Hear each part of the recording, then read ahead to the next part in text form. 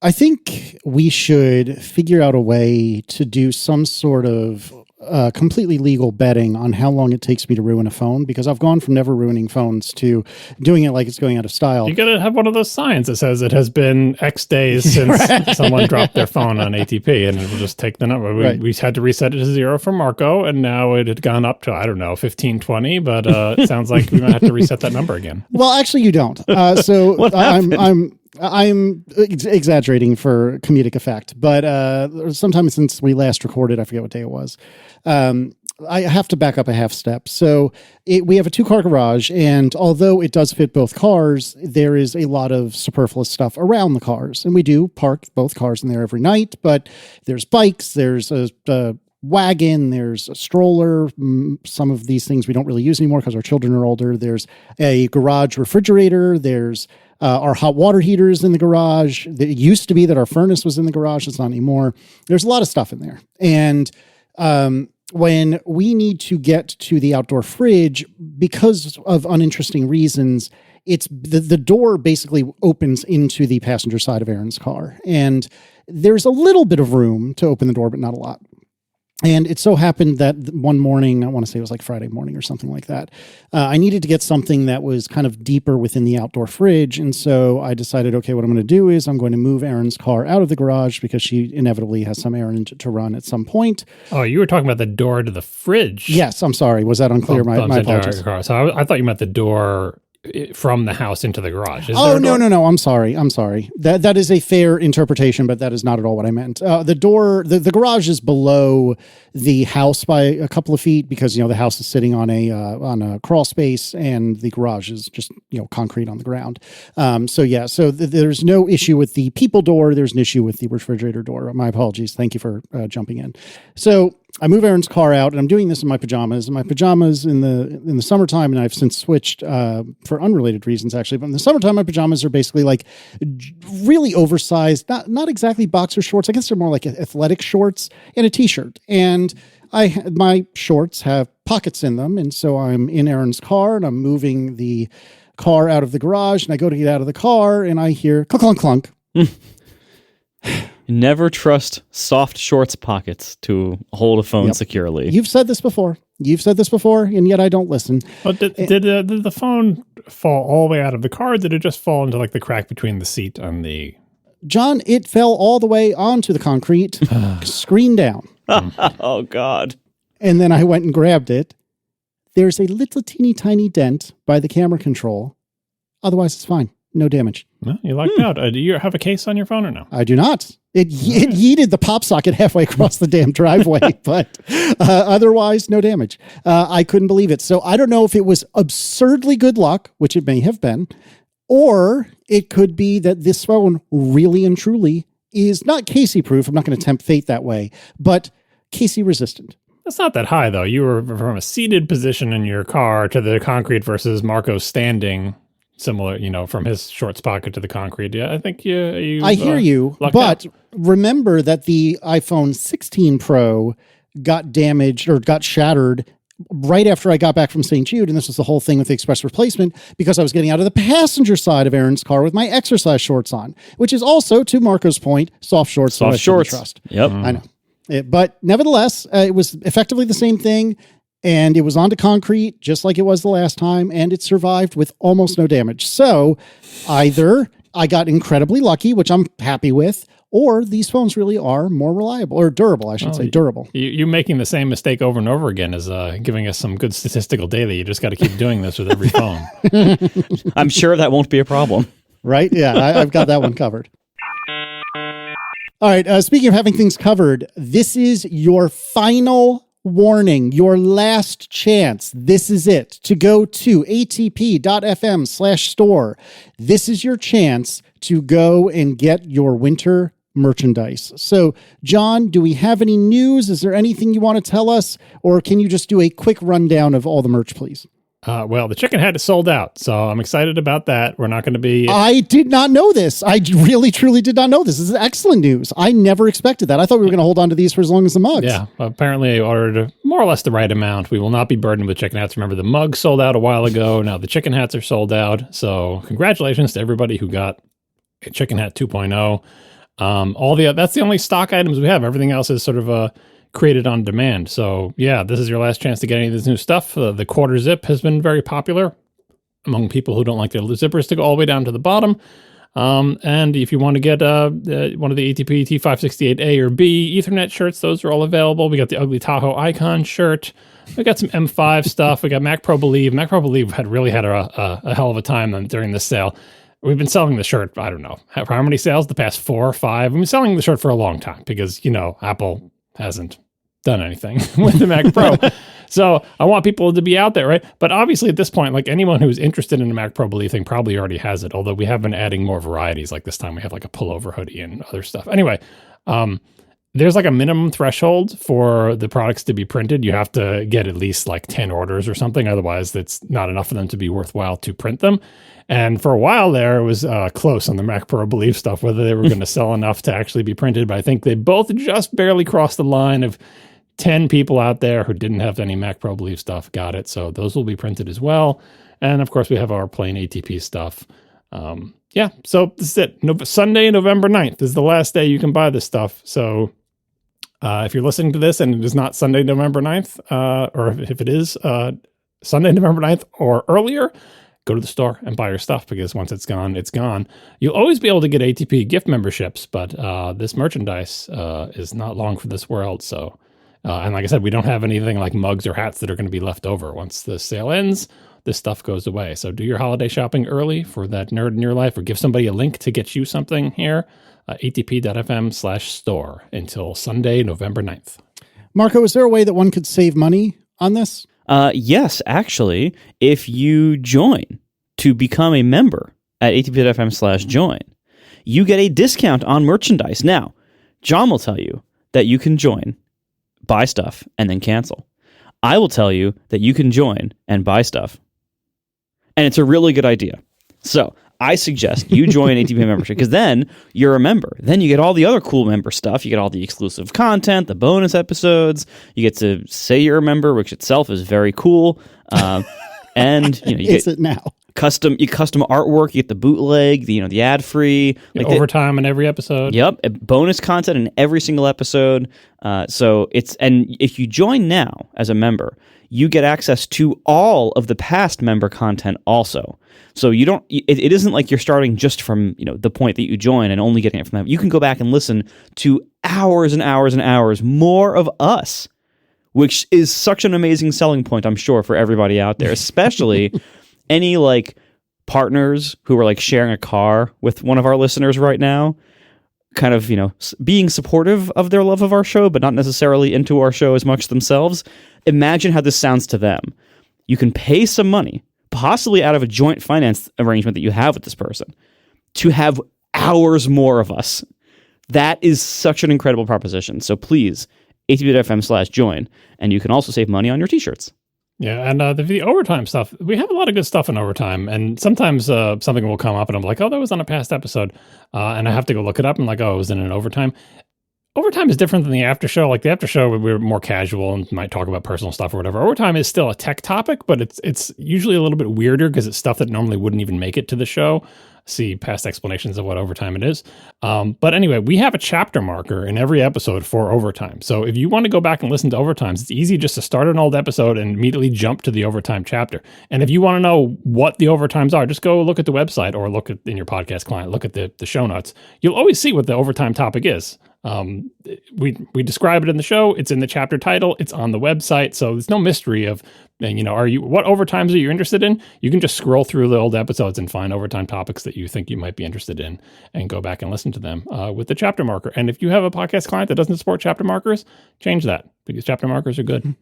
There's actually news on that front. I mean, I'm not really prepared to talk about it yet, but Apple Podcasts did just announce that they are going to be doing AI chapter marks, which I think Spotify podcasts did that a few months ago, where they're basically like taking the transcripts they're generating for podcasts and then making chapters based on like, hey, what topics are they talking about and when?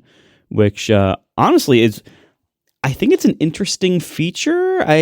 I'm investigating it myself for Overcast. I have nothing really to show for it yet, but it's kind of, I think this is starting to significantly change the listening experience of podcasts. And I think how we all navigate our podcasts in like a year or two might look very different than how we do it now. I think it's a kind of interesting news. Spotify did it. I didn't really hear about it, but for Apple Podcasts to be doing it, I think that's kind of a big deal.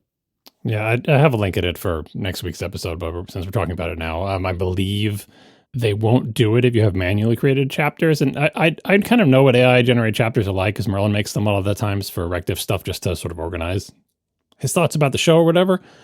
And I can tell you, especially for a show like ours, manually created chapters are much more accurate and succinct because we know exactly what we're talking about. This is the overtime topic. We have a snappy line for it. We can be very precise. Whereas an AI-generated description would be like, they're talking about some kind of Apple and technology stuff again. Like, I made it a little bit more specific like that. But and vests for some reason. Yeah. I really do hope that my recollection of what I read today is correct, that if you have manually created chapters, that Apple Podcasts will not try to auto-generate its own. Or rather, if it did, like I'm happy for it to do both. Here's the manually created chapters and here's the auto-generated ones. But what I don't want to see is, now we're just ignoring the manual created ones and we'll just show you the auto-generated ones. Because manual ones are always going to be more precise, better, like, we know what we're going to talk about. We can put a one-liner description instead of a bunch of vague stuff. So yeah, I think this is a good feature and it'll be very useful for people who listen to podcasts that don't have chapters at all, but I really hope it doesn't mess up our good thing that we have going here, which is a podcast with very good chapters in all the episodes. I mean, in all fairness, like, we'll be fine because most of our listeners don't use Apple Podcasts, and so we'll be fine. But and I think the listeners, most listeners who listen to shows that put in manual chapter markers, I think are much more likely to use third-party apps for their podcast listening. Chapter markers are pretty nerdy for certain audiences, typically like, tech people and Germans and especially German tech people. And so, that community tends to not use Apple Podcasts proportionally as much as everyone else. But certainly, I think this is very interesting. Like, it basically makes podcasts more navigable and more accessible if it works well. And that's a big if. And there's a lot of challenges to overcome, but like that could be really, I think, experience changing for the medium. And it, in some ways good, in some ways not so good. We'll find out. But I think it's kind of interesting that like there, that we're, the rise of cheap transcripts basically is going to dramatically change what podcasts are doing. And credit to Apple, Spotify entering the podcast game made Apple finally start working on Apple Podcasts in a meaningful way. Like, before Spotify really challenged them in podcasts, Apple Podcasts, I could always depend on them to not do much of anything. Like, no offense to the podcast team, but like they didn't move much at all. They didn't move quickly, which I considered a feature, not a bug, for me being in the alternative app business. I was fine with that. Apple Podcasts really has not done much of anything for most of the last 15 years. But then ever since Spotify started competing with them pretty effectively, Apple is now like matching Spotify feature for feature in podcasts, and sometimes getting ahead of them and sometimes falling behind, but they're moving again. They're doing big features. As an app developer who has to compete with them, I'm kind of like, grumbly, but as a fan of podcasts, like, that's great because they're still the biggest podcast player by a pretty good margin. Depending on, it's kind of questionable whether you should count YouTube or not. That's arguable, but Apple Podcasts is huge, and so for them to be like really putting in some pretty innovative features recently, like that's noteworthy, and it kind of shows too, like, when Apple has competition in an area that they've been complacent in for a long time, they usually rise to the challenge and do pretty good work. So more areas of competition for Apple tends to be better for Apple and its customers. What were we talking about? ATP Store. Vests. ATP.fm/store. Check out your member page to get your bespoke discount code if you are a member. If you're not, do ATP.fm/join. Thank you very much for indulging us. This is the last time you will hear about merch, as far as we plan anyway, until 2026. And good luck with that, chapter marker Apple Podcasts. Right? Seriously.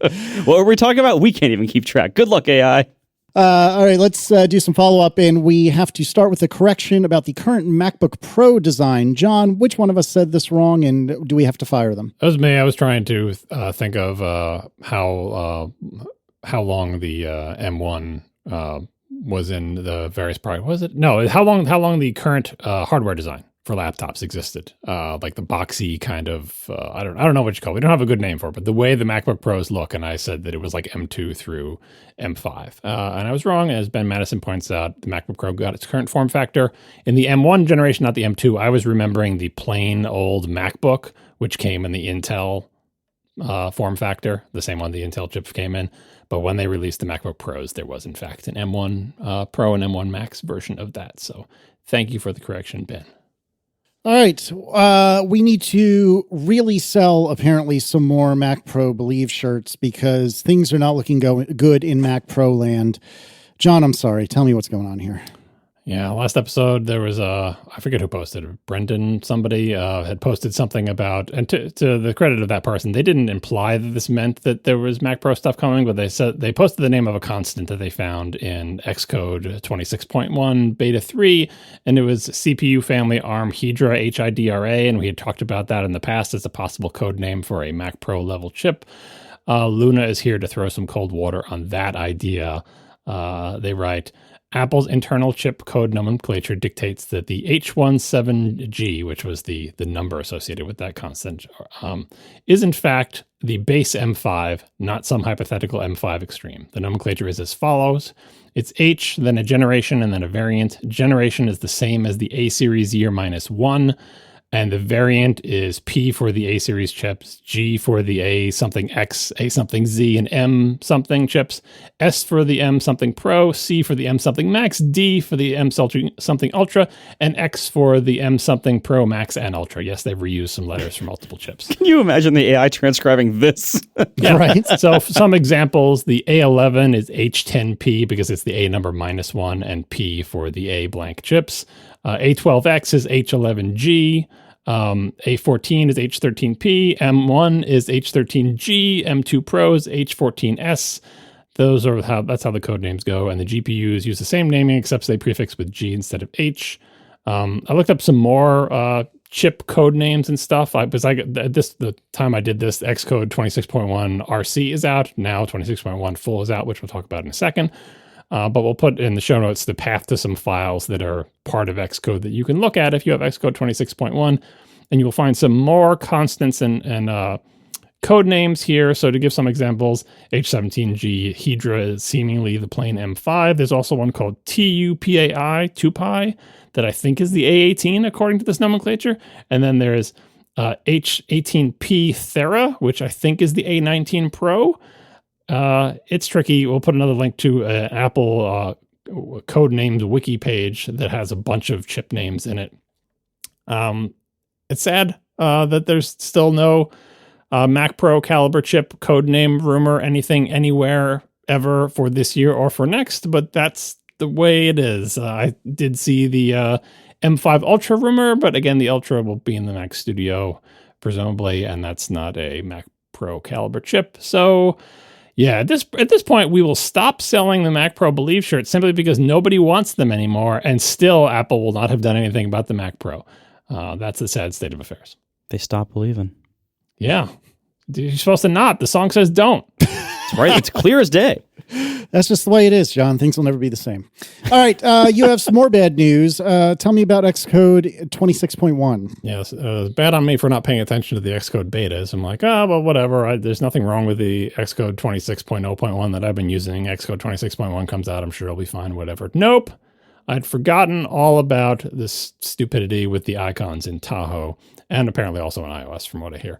To review, when Tahoe came out, Apple insisted that everybody make Tahoe-style icons that can be tinted and turn dark and light, and they want you to make them with this new Icon Composer app where you sort of make a bunch of layers, and you can use bitmaps or vector graphics in the layers and apply glassy effects to them and do all sorts of stuff, and it's so that you can do different icon styles across all their OSs. You can make the icons look clear.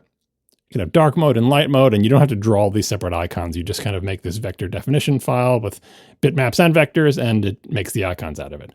And with my apps, I begrudgingly made these stupid, ugly icons for Tahoe for all my apps. But on pre-Tahoe versions of macOS, I wanted all my old icons to be there because the Tahoe icons, in addition to being ugly, look very different than the pre-Tahoe icons. So I wanted the Tahoe icons if you're running on Tahoe, but that very same app, if you put it on a pre-Tahoe version of macOS, I wanted it to look like how it used to with the old icons. And it was very painful for me to figure out a way to do that. I didn't actually figure it out. Someone figured it out online, and I just copied what they did. But a bunch of developers were struggling with this problem because it seemed like an obvious thing that we want to do. Again, the WWDC session where they're like, adopt these new icons for Tahoe. I fully expected them to say, here's how you get these new icons on Tahoe. And of course, you want your old icons to appear on earlier versions. Nope, they never said that. They did not provide a way to do it. Someone found an undocumented flag to some command line tool that's part of Xcode that could do it with some weird workaround. And that's what I did, and that's how I shipped my apps. Xcode 26.1 broke that. So that system that we were all using that some clever person figured out to make it so that our icons looked like the old icons, the old OS, and the new icons on the new OS, doesn't work anymore. Both on macOS and, according to people who have written to me on Mastodon, also iOS is the same exact deal.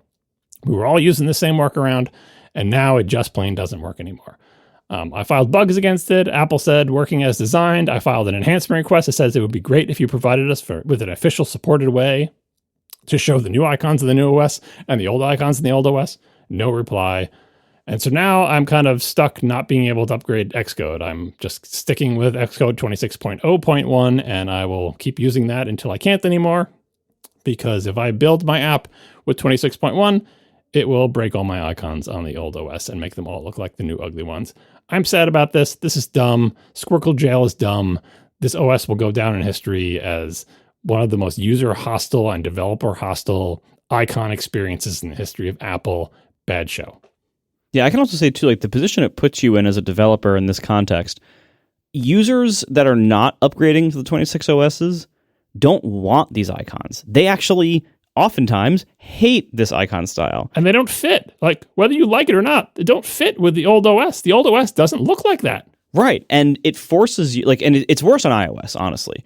But it certainly is not great on the Mac either. On iOS, we never had a choice. Like, if you had a 26 icon, you had to you had to let iOS 18 and earlier use like a statically rendered version of your 26 icon that had like a baked in gloss on certain corners, to the point where all fall I've been fielding like emails from people saying that my icon is broken and it looks like a rendering error on iOS 18. I only know about this from what people said, but the reason people were reporting to me that 26.1 broken on iOS is I believe the hack that I was using and that James Thompson uses and that everyone else was using did work on iOS. You could, with this special flag and configuration change, you could make it so that when you ran on iOS 18, it showed the old icon, and you ran on 26, it showed the new one. That's my understanding. I don't have personal experience with it, but that's what I believe I am told by people who have written to me. Oh, that would have been great, because I'm still like, I have so many problems. Like, frankly, I can't wait until I can drop iOS 18 support, because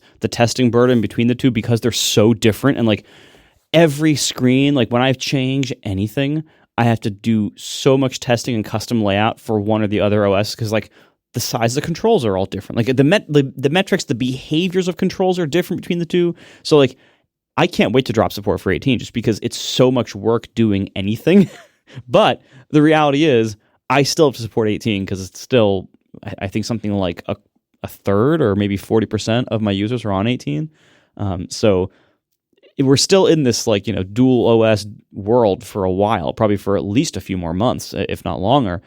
And Apple could do a few small things to make that much easier, and they just don't, because they don't care. Like, Apple's internal developers don't face these problems. They have, different setups, different tooling, different situations. And their apps are never going to run on an older version OS. So like the calendar app that comes with Tahoe, that calendar app is never going to run on Sequoia, right? It's because it's like that Sequoia comes with its own calendar app. So they don't face this problem. But not only do they not face this problem, someone has apparently decided inside Apple that they don't want developers to be able to do this. And the fact that we found a workaround, then they just broke it. Like when I filed it as a bug, they said, nope, that's how we want it to behave. Essentially, they closed it as behaves correctly, which is why I filed an enhancement request. After that, it said, I would like a way to do this. And Apple's like, nope, we don't want you to have a way to do this. We don't want you to be able to show the Tahoe icon on Tahoe and the pre-Tahoe icon on pre-Tahoe. Why the hell they don't want that? I have no friggin' idea. It doesn't make any sense to me. It seems like they'd want like their apps to look like they fit in with the old OS and the new OS, but some person is making a very bad decision and enforcing it. We are sponsored this episode by Zapier. Zapier is how you actually deliver on your AI strategy, not just talk about it. So look, there's AI everywhere these days. There's AI trends and hype and all these different tools popping up, but talking about trends doesn't help you actually use AI for your work. For that, you need the right tools. You need Zapier. Zapier is how you break the hype and put AI to work across your actual work in your actual company for real. So Zapier has this AI orchestration platform, which brings the power of AI to any workflow. So you can do more of what actually matters. And it doesn't matter what model you want to use. You can connect the top models, ChatGPT, Claude, whatever you want to use, to the tools that you and your team are already using.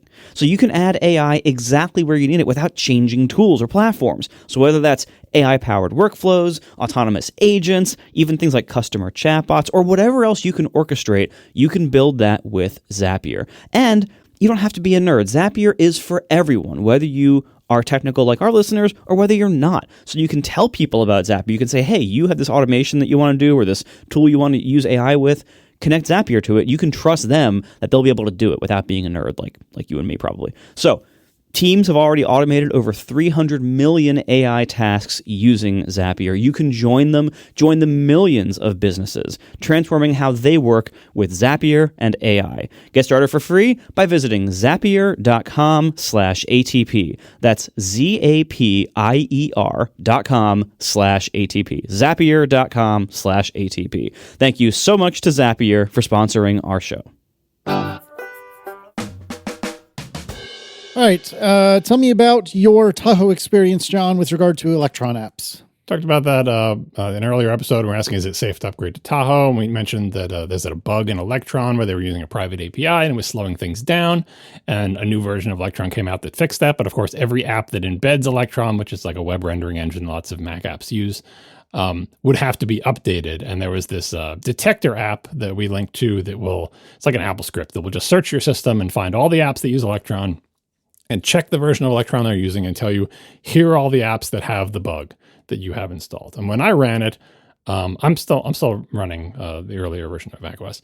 But when I ran it, it found 23 apps that I had on my Mac that had the bad version, a non-fixed version of Electron. So were I to upgrade to Tahoe, which to be clear, I have not, but were I to upgrade to Tahoe, I'd have 23 apps that if I was running any of them, it could cause this slowdown, system-wide slowdown. So I went through and I updated all the apps. I went through all 23 of those apps and tried to get the latest version, make sure I had the latest version of everything. Some of them were already updated because they're like Mac App Store apps or whatever, and I have auto update on, but other ones I had to go download. After that, here's what I'm left with. And I deleted some apps too that were just like old stuff. And I was kind of surprised that this has been, going on since the early last month. And here we are in November and still it's a problem. Here's the apps in my system that I have the latest version and they still have the bug. Discord, which is a pretty popular app and uses Electron pretty extensively. I can't believe they haven't fixed it. Dropbox, which, I don't know how much Dropbox even uses Electron. Maybe it wouldn't come up because it's used in some screen that I don't have on the some dialogue that I don't have on the screen a lot. Who knows? Keybase, which is an encryption thing. Postman, which is like a thing that does HTTP requests. HTTPIE, which I think is another HTTP proxy thing. Microsoft Teams Classic. Not that I'm even using that, but come on, Microsoft. That thing that analyzes your messages that I talked about on Rectifs that you probably shouldn't run because it could leak all your messages to whoever. But anyway, that app is not updated. And finally, Macintosh.js, which is a web-based JavaScript old classic Mac OS emulator. Macintosh.js, whatever. That person, who knows if that person's ever going to update that app again. But Discord and Dropbox, come on, and Microsoft Teams. So yeah, not that I was planning on upgrading to Tahoe, but certainly I'm not upgrading until these apps update. Because again, Electron fixed the bug, but these apps that use Electron need to put out a new version that builds with the fixed version of Electron. So not a great situation. However, we finally have to turn these frowns upside down, and in macOS Tahoe 26.1, you get more clipboard history options. Reading from Mac Rumors, in System Settings Spotlight in Tahoe 26.1, there are new clipboard history controls, allowing users to decide how long copied items remain accessible. Previously, Spotlight could optionally retain clipboard contents for up to 8 hours, but the latest update expands that flexibility with 3 options: 30 minutes, 8 hours, or 7 days. There's also a new Clear Clipboard History button. Yeah, that's a nice enhancement. Like I continue to think the main downside to the built-in clipboard manager is that it takes more keystrokes than third-party ones. I'm continuing to use Pastebot, but I love that this is built into the OS, and I wish it was built into iOS as well. Yeah, I'm still using LaunchBar's clipbar history, and like I don't like LaunchBar itself.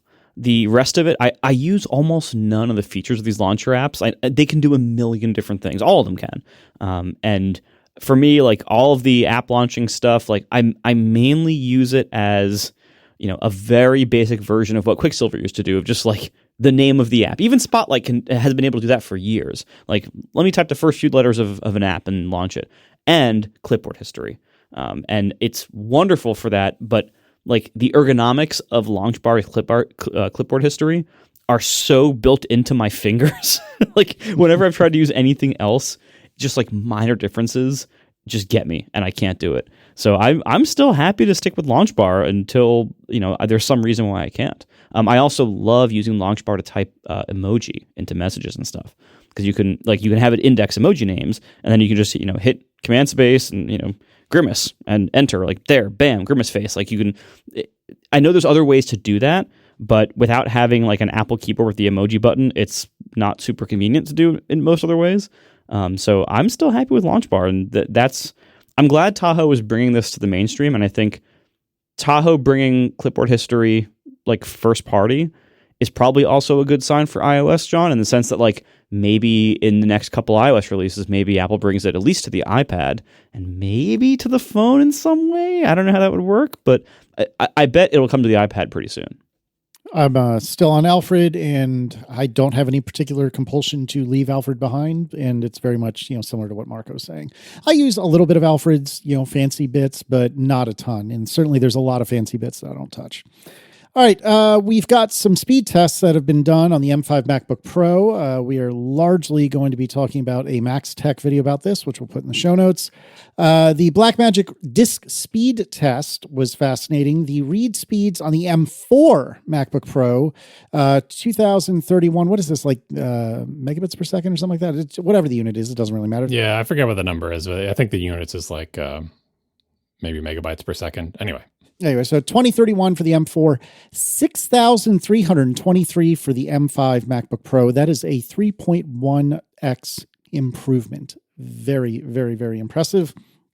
The write speed, the M4, 3,300 basically, the M5, 6,100. So that's about 1.8 improvement, multiplier improvement. For Geekbench 6, the CPU, M4, single core, 3688, M5, 4263, so about 15% improvement. Multi-core on the M4, just shy of 15,000. On the M5, a little shy of 18,000, so that's an improvement of about 20%. For the GPU using Metal, the M4 MacBook Pro 57,000, excuse me. The M5 MacBook Pro 76,000, which is an improvement of about 33%. The M4 Pro MacBook Pro is 79,000, which is about 3% faster than the M5, but that's not a like-for-like chip. That's the M4 Pro against the M5 vanilla. Yeah, so these are great results. 15 and 20% for single core and multi-core. That's what we expect. The GPU is a little bit better at 30% improvement, but those disk scores, I haven't seen anyone define what has caused this, but I'm assuming it's just basically more bandwidth. They probably doubled or tripled the bandwidth or whatever. That's significant. And I wouldn't say it is it means that the M5 is so incredibly fast, because again, the Blackmagic disk speed test, do you have any workloads where you're bottlenecked by sequential IO? Probably not. But what this is doing is removing something that used to be lesser about the no suffix M series, like the plain old M4, the plain old M3. They apparently had a disk subsystem that was significantly less capable than the Pro and the Max, and of course the Ultra chips.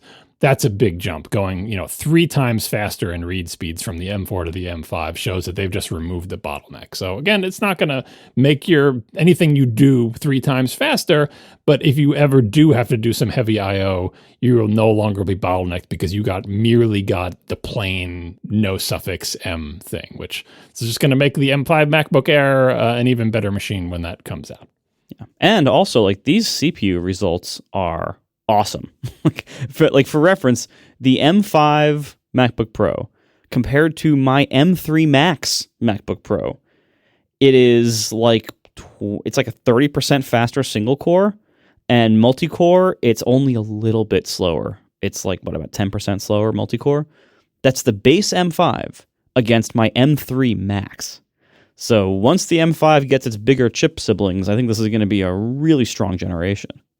Yep, time marches on. I didn't talk about this with the Mac Pro stuff, but obviously no Mac Pro stuff is happening this year. I think it's pretty obvious. And I know I said I was going to buy a new computer this year. But I'm failing. No, you're not. At that. I'm failing. Yeah, it's too late now. I can't. It's too late. I can't buy an M with knowing that the M, what you just said. Here's the vanilla M5. It's the only one we got for reasons we discussed in the past episode. They're supposedly using some new TSMC tech for the Pro and the Max M5, and it's not ready yet, so they're coming next year, right? But you see what the base M5 is like. You think, I can't buy an M4 based computer now. It's too late. So now I've got my eye on an M5 Mac Studio next year, because I'm probably not going to want to spend on an Ultra in a studio form factor. So I'll get an M5 Mac Studio, and it will be amazing, and I will like it and be happy with it, but it's going to be a lot more waiting for me, unfortunately. You're getting the Ultra. Yeah, why would you not get the Ultra? I don't think I don't know. We'll see what the Ultra is like, but I don't know if I would the Ultra is so expensive, and it's not going to be.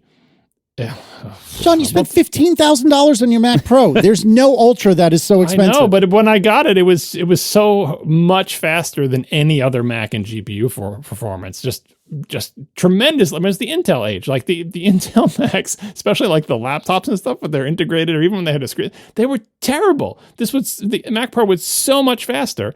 And if the Mac Pro was just an Ultra in a bigger case, that goes away. And I don't know. Anyway, that's my current plan. I failed. 2024 was a failure for me buying a new computer. I wanted to. I thought there would be some news that would say, well, I got to give up. I'm got to get the M4 Mac Studio. But at that time, there were still rumors that the Mac Pro was going to come out this year, and now it's not. So M5 Mac Studio is the tentative plan for whenever the hell that chip comes out next year. And by the way, as for the M5, the single core, people keep touting this as the fastest single core speed ever measured, which is true within the realm of Macs. But if you go to Geekbench, you find all these overclockers and stuff who have whatever, AMD CPUs with a liquid nitrogen on top of them that have 5 times the score of this or whatever. But yeah, I would say for a consumer level laptop CPU, the single core score is the best in the entire world. And it's nothing to snooze at. 10-15% every year keeps going up and up. M5 is kind of embarrassing the M3 Max, but we can't wait for those M5 suffix chips in spring of next year. So I know you won't listen to me, but what you should do is, instead of getting the absolute amazing Ultra Mac Pro class thing, every single, every 10 years, 9 years, Well, what year am I on? This is 2019. I got it kind of early 2022. This is half that. I'm only at 5 or 6 years. Yeah, you're not done yet. Because no one's saying the Mac Studio is coming out in January. It's probably going to be June or something. So what you should probably do, especially since I should get a Mac Mini. Well, maybe, God, but that would be amazing. I think what might be worth considering for you is, instead of getting the most ridiculous GPU decked out thing every, 9 or 8 or 7 years, get a more reasonable configuration every 4 or 5 years, or shorten the timeline and lower the ceiling, because you're not going to be playing PC games on it anymore. That era's over. I know. That's I told you this would be speculative GPU power, and I'm still look, it's not for me to buy. I don't think I'm going to buy an Ultra, because that doesn't have enough GPU power to even be worth it. Is it so expensive? And honestly, the real The real thing where I'm going to spend all my money is a stupid 8 terabyte SSD. So I'm waiting for whatever, like when the NAND industry does their next like doubling of density, that will make the 8 terabyte one slightly less expensive, or maybe I'll try to go third party. You can, by the way, you can get the 16 terabyte model now for only $4,600 more. Yeah, sure. Yeah, it's great. No, like I said when we talked about it, I'm looking into the third party ones. Like if those third party companies keep up with like the little modules for the Mac Studio, maybe I'll get third party 8 terabyte SSD for Mac Studio. Although I don't want to open that thing up.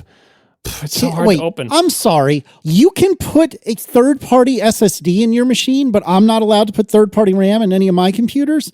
Well, I mean, when you were doing that, RAM wasn't 8 hojillion times the price of the industry standard. Like, it used to be not this bad. Apple RAM was always more expensive, but it hasn't been as bad as it is now. And yeah, it's I don't know. We'll see. I might just buy the Apple 8 terabyte. That's why I'm hoping. I haven't kept up with when the next doubling is, but I think it's coming soon. By the way, for the record, if you configure a Mac Studio right now with the highest end processor, 256 gigs of RAM, 16 terabyte storage, you're at a little under $12,000. How much was your Mac Pro? Yeah, similar price. Although mine was considerably more capable than that Mac Studio. That was also a lot of inflation ago. I know.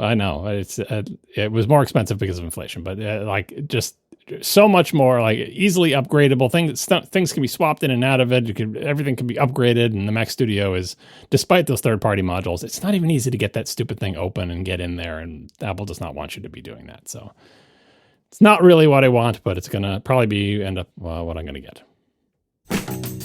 We are sponsored this week by Squarespace, the all-in-one website platform for entrepreneurs to stand out and succeed online. Whether you're starting out or managing a growing brand, Squarespace makes it easy to create a beautiful website, engage with your audience, and sell anything from products to content to time, all in one place and all on your terms. Now, Squarespace is an amazing service. I've been using them myself and been recommending them to others for years. And this is one of those awesome times throughout our sponsorship with them over the years that I can actually say I just helped somebody make a new Squarespace site this week.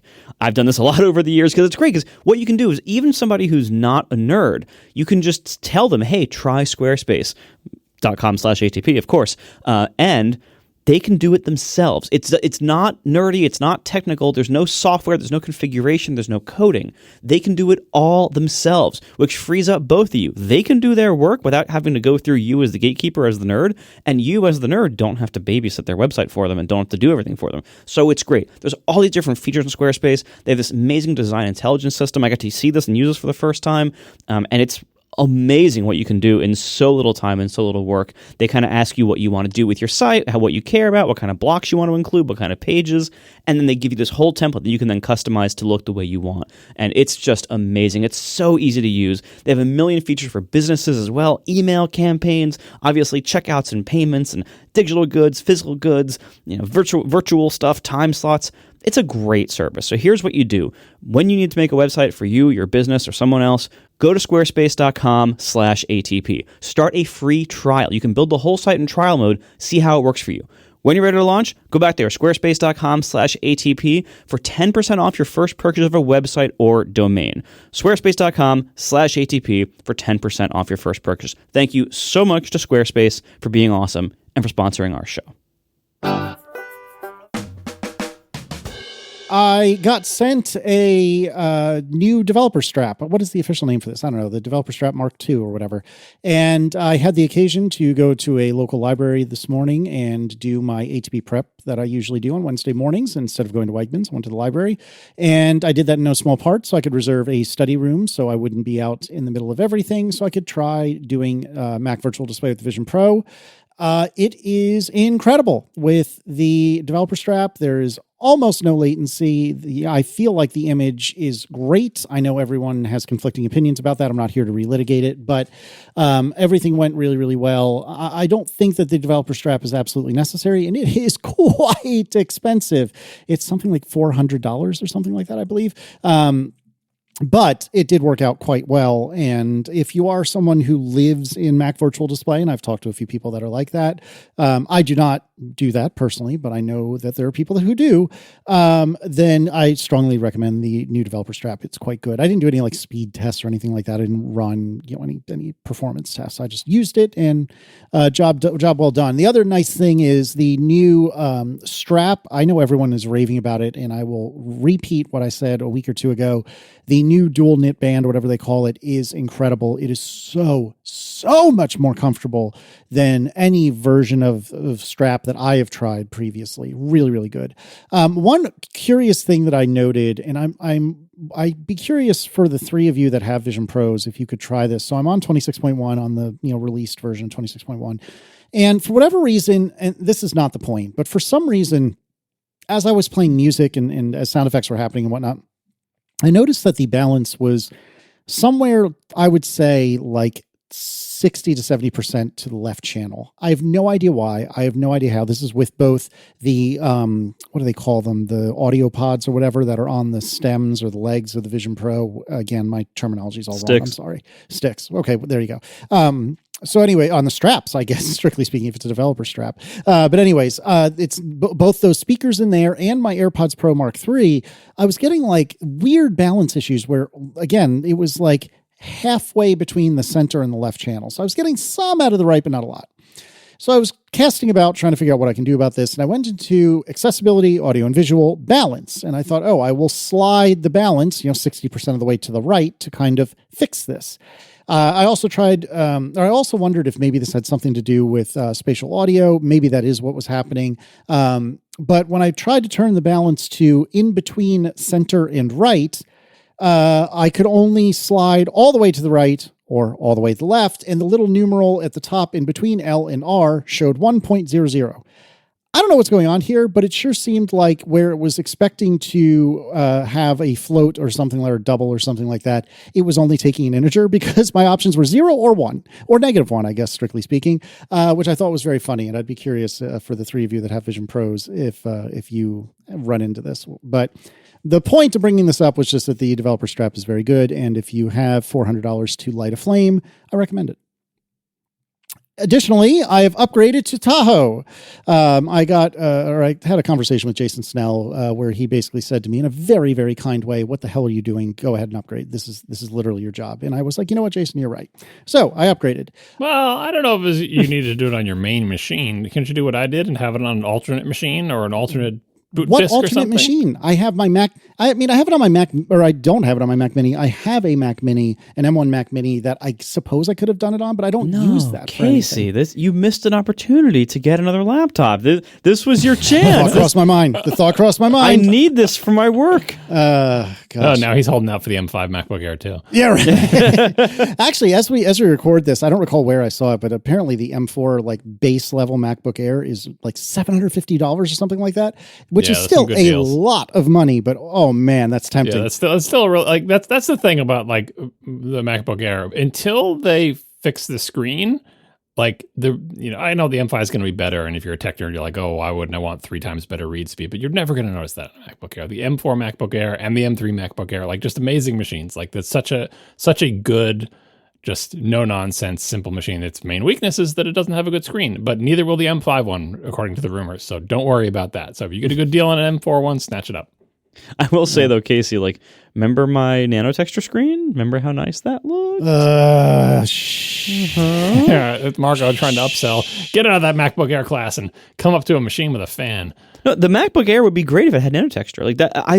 And a better screen, HDR, mini LED, blah blah blah. Like it's the MacBook Air is always kind of getting the short end of the stick on screen, which again, it's the lowest end machine. I get it; it makes sense. Although I do wonder what will happen. We talked about this before when the low end laptop with the phone chip in it comes out.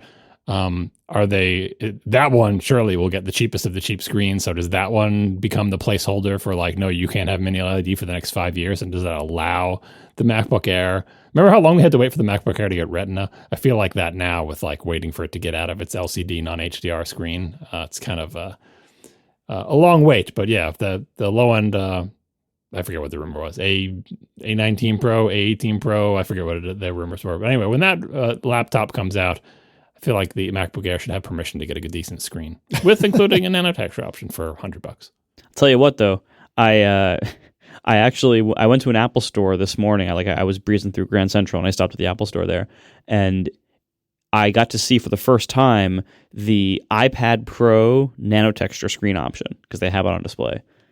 It is so nice. And now I'm to the point where I'm like, I want Nanotexture on all of my screens. Now, the iPad is like my least used Apple device, and so it does not make sense for me to buy a new iPad. But just for the sake of it, I looked. I'm like, well, my iPad Pro is a few years old. What would it cost me to get a new iPad Pro setup? Now, what that would mean is I would also need to get the new Magic Keyboard because I have the old Keyboard Folio. I would need to get a new Apple Pencil Pro, and because the Nanotexture is only available on the 1 and 2 terabyte models. To get the and of course I need cellular.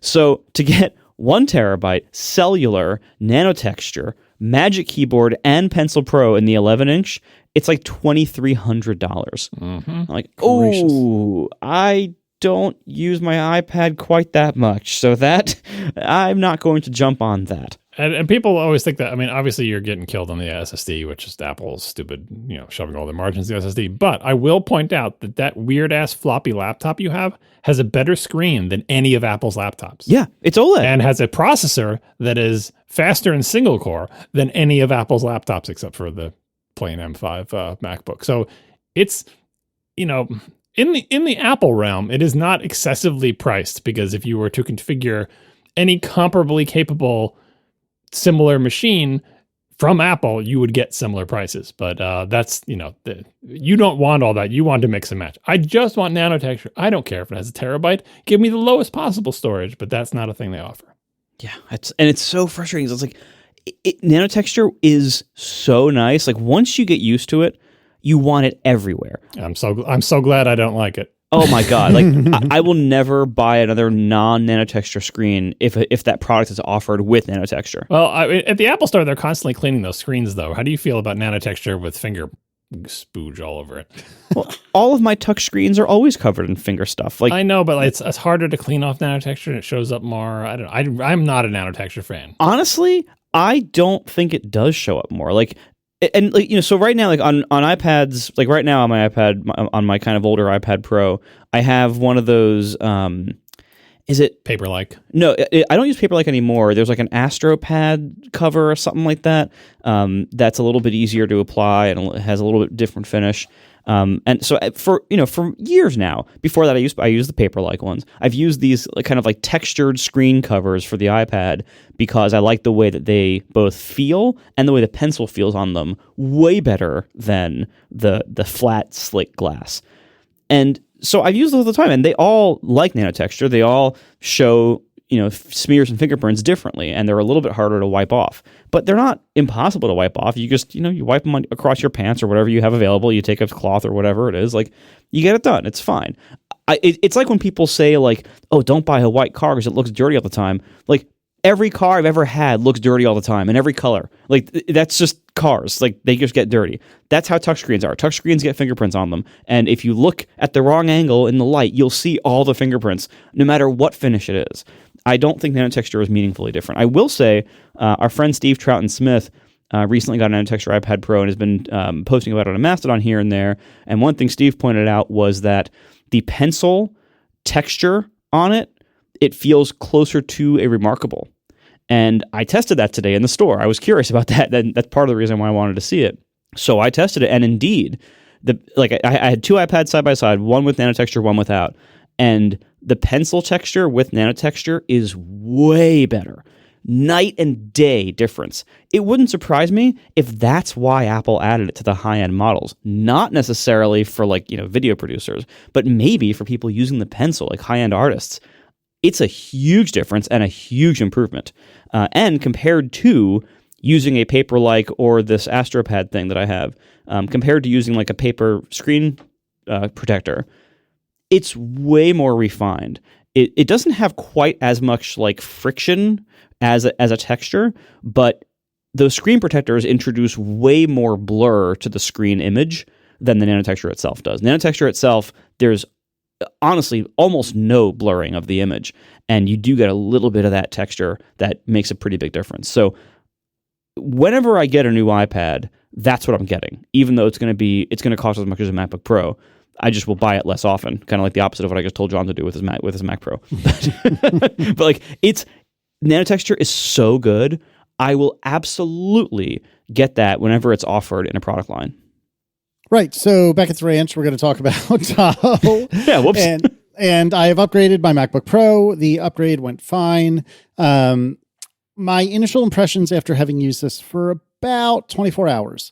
The transparent menu bar, it's fine. Like, I don't have any strong feelings about it. However, what in the actual hell is up with these folder icons? They are so loud. What is happening? You can pick a different color for them that's also loud. Great. I'm but so it's a excited. different color. I don't know what I expected, but these are so much more vibrant and in your face, whereas I feel like a folder should, to a degree, not fade into the background, but certainly be a lot less in your face. Don't love that. Also, what did they do to our baby? Finder windows look bananas. Generally speaking, I actually don't mind the look of this OS as much as I thought I would. I mostly think it's pretty good, which I know is a relatively hot take. What did they do to Finder windows? There are so many different orbs at different depths, and I can't tell what's where in terms of depth. I don't care for it. Like Casey, they're spotlighting your content. Yeah, Finder demonstrates most of the controls that have their appearance changed radically in Tahoe. So you've got sidebar, obviously. You're talking about a sidebar Finder window because that's the kind of person you are. You've got toolbars, which also are changed a lot. You've got tab bars, which also are changed a lot if you have multiple tabs open.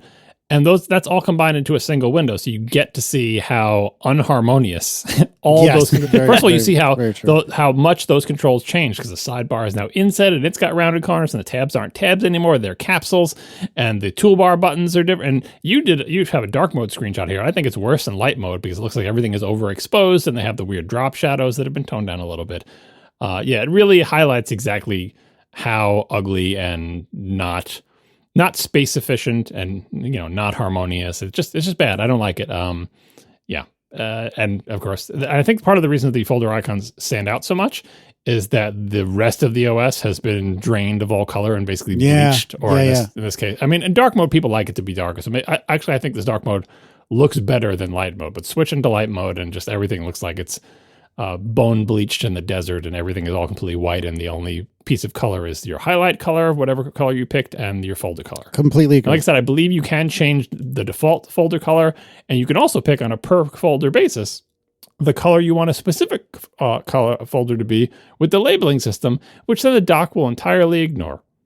Well, and it's funny you bring that up. So I want to come back to that in just a second. But for the record, I am a grown-up. And so I use my devices in light mode during the daytime and dark mode at nighttime. You heathens with the full-time dark mode, I don't know what you're doing. You're lunatics. But nevertheless, so yes, the screenshot, which I'm about to discuss, I did happen to take just a few minutes before recording. It was nighttime, so it's a dark mode screenshot. But my initial, was because I saw Finder in light mode, and I don't like it. Again, I actually think for the most part, this isn't bad. Like Safari, it's not stellar, but I was expected to be offended by the entire operating system, and I'm really not. I am offended by Finder, though. Finder's real rough. But speaking of Finder and speaking of the sidebar, I use Synology Drive. We've talked about this many times in the past. Synology Drive is kind of a bespoke Dropbox alike that, among other things, also will sync with Dropbox through other means, but that's not really relevant. But when I put that in my sidebar, which is where I like it to be because this is effectively my Dropbox, everything in my sidebar looks, muted and black and white, except the Synology Drive folder, which is the icon for Synology Drive in the Squircle jail. I don't know if this is something that I have done at some point during my time with this Mac, but I tried going in and doing the like customize this folder icon by putting even though it's not really an emoji, I think they call it an emoji on it. And that doesn't seem to matter. It matters for like the main Finder window, but to your point about the dock, it doesn't affect the sidebar in Finder. So if you have a mechanism by which I can make this not look awful, I would love to hear it, because I don't want to remove this from my favorites on my sidebar. And I know, John, you're about to say just get rid of the sidebar, but that's also not happening. But if I can make this not look awful, that would be great. Rather than trying to do the thing you were describing is the system in Tahoe where you can just take a folder icon and give essentially a template image that it will stamp and emboss on the folder icon. We talked about this a while ago. Like instead of you having to make a custom version of this, the system will do it for you, which is nice. And presumably it'll stay up to date as they change what the folders look like. But for this case, I would suggest that you copy and paste a folder icon onto it. Like get info on it and just paste a plain folder. Not like try to emboss it or put a thing or whatever, like essentially do a custom icon for it. Like you would do a custom icon for your hard drives, like my hard drive, it has a little picture of a link on it. But instead of pasting on a custom icon, copy a folder icon and paste it on there. That won't be sort of OS upgrade proof. So like when the next OS comes out, your drive will look like Tahoe. But you can try that. But the problem is, as you noted, the sidebar, I can't see if you have any other folders in the sidebar, but things like, I guess you have a folder there called detritus. That's a regular folder, right? Mm-hmm. It's not showing the folder icon. Tahoe folder icons are those dark blue things that you were complaining about. It's showing essentially a template image. It's like, I know this is a folder, and I'm going to ignore whatever icon this folder has because, God forbid, we honor the custom icon stuff that we added for folders anywhere else in the Finder. I'm just going to show my little, like, it looks like an SF symbol or whatever, like a template image, just a line art drawing of a folder. Same thing with desktop. It's a line art drawing of desktop. Downloads does not look like your downloads folder. So if you've customized your downloads folder, Finder doesn't care. It's going to be a downward facing arrow in a circle, and it's monochrome and so on and so forth. Then Synology Drive stands out because not only is it not a template image, but as you noted, it's in Squircle jail because Apple hates us all. Yeah, and so when I tried copying and pasting, I tried just deleting Try copying the icon. And pasting a folder icon? Mm-hmm. I'd made a new folder, copied and pasted it, didn't matter. As soon as I drag from like the parent, which is my home folder, so I'm dragging the drive folder onto the sidebar. When I start the drag, the icon that I'm dragging is the standard blue icon. When I get over to the sidebar, it flips into Squircle jail icon, and it's driving me crazy. So please, somebody tell me how to fix this, please. Yeah, I mean, if you that's what is the Synology Drive thing? Is it just is it a mount point? Like, what is it? No, so it's just a vanilla folder on the file system, but there's client software. Think about the way Dropbox used to work. But it's just a plain folder then? As far as I know, yeah. I mean, I don't think that's there's so weird that it would do that. Yeah, but I mean, I'm not the only one who filed these bugs. Like these custom folder features they added are just not honored by other parts of the system. Like even within the Finder, Finder is the one app that does honor them in some views, but not in the sidebar. And then the dock has no idea. And I filed that bug. I forget if they closed it as works correctly or if they just ignored it. But a lot of people filed that. If I make a folder red and I put it in the dock, why is it not red in the dock? I don't know. 26.1 didn't change it, I think. So if I put this in the dock, it appears to be just a regular the correct icon. Although I haven't. I think if you stamped it with the little embossing thing, I'm not sure if the dock shows that either. Yeah, so now I got to do that. I'll get back to you in a minute. But anyway, Tahoe. A lot of stuff in Tahoe is half baked, and the stuff that's fully baked doesn't taste good.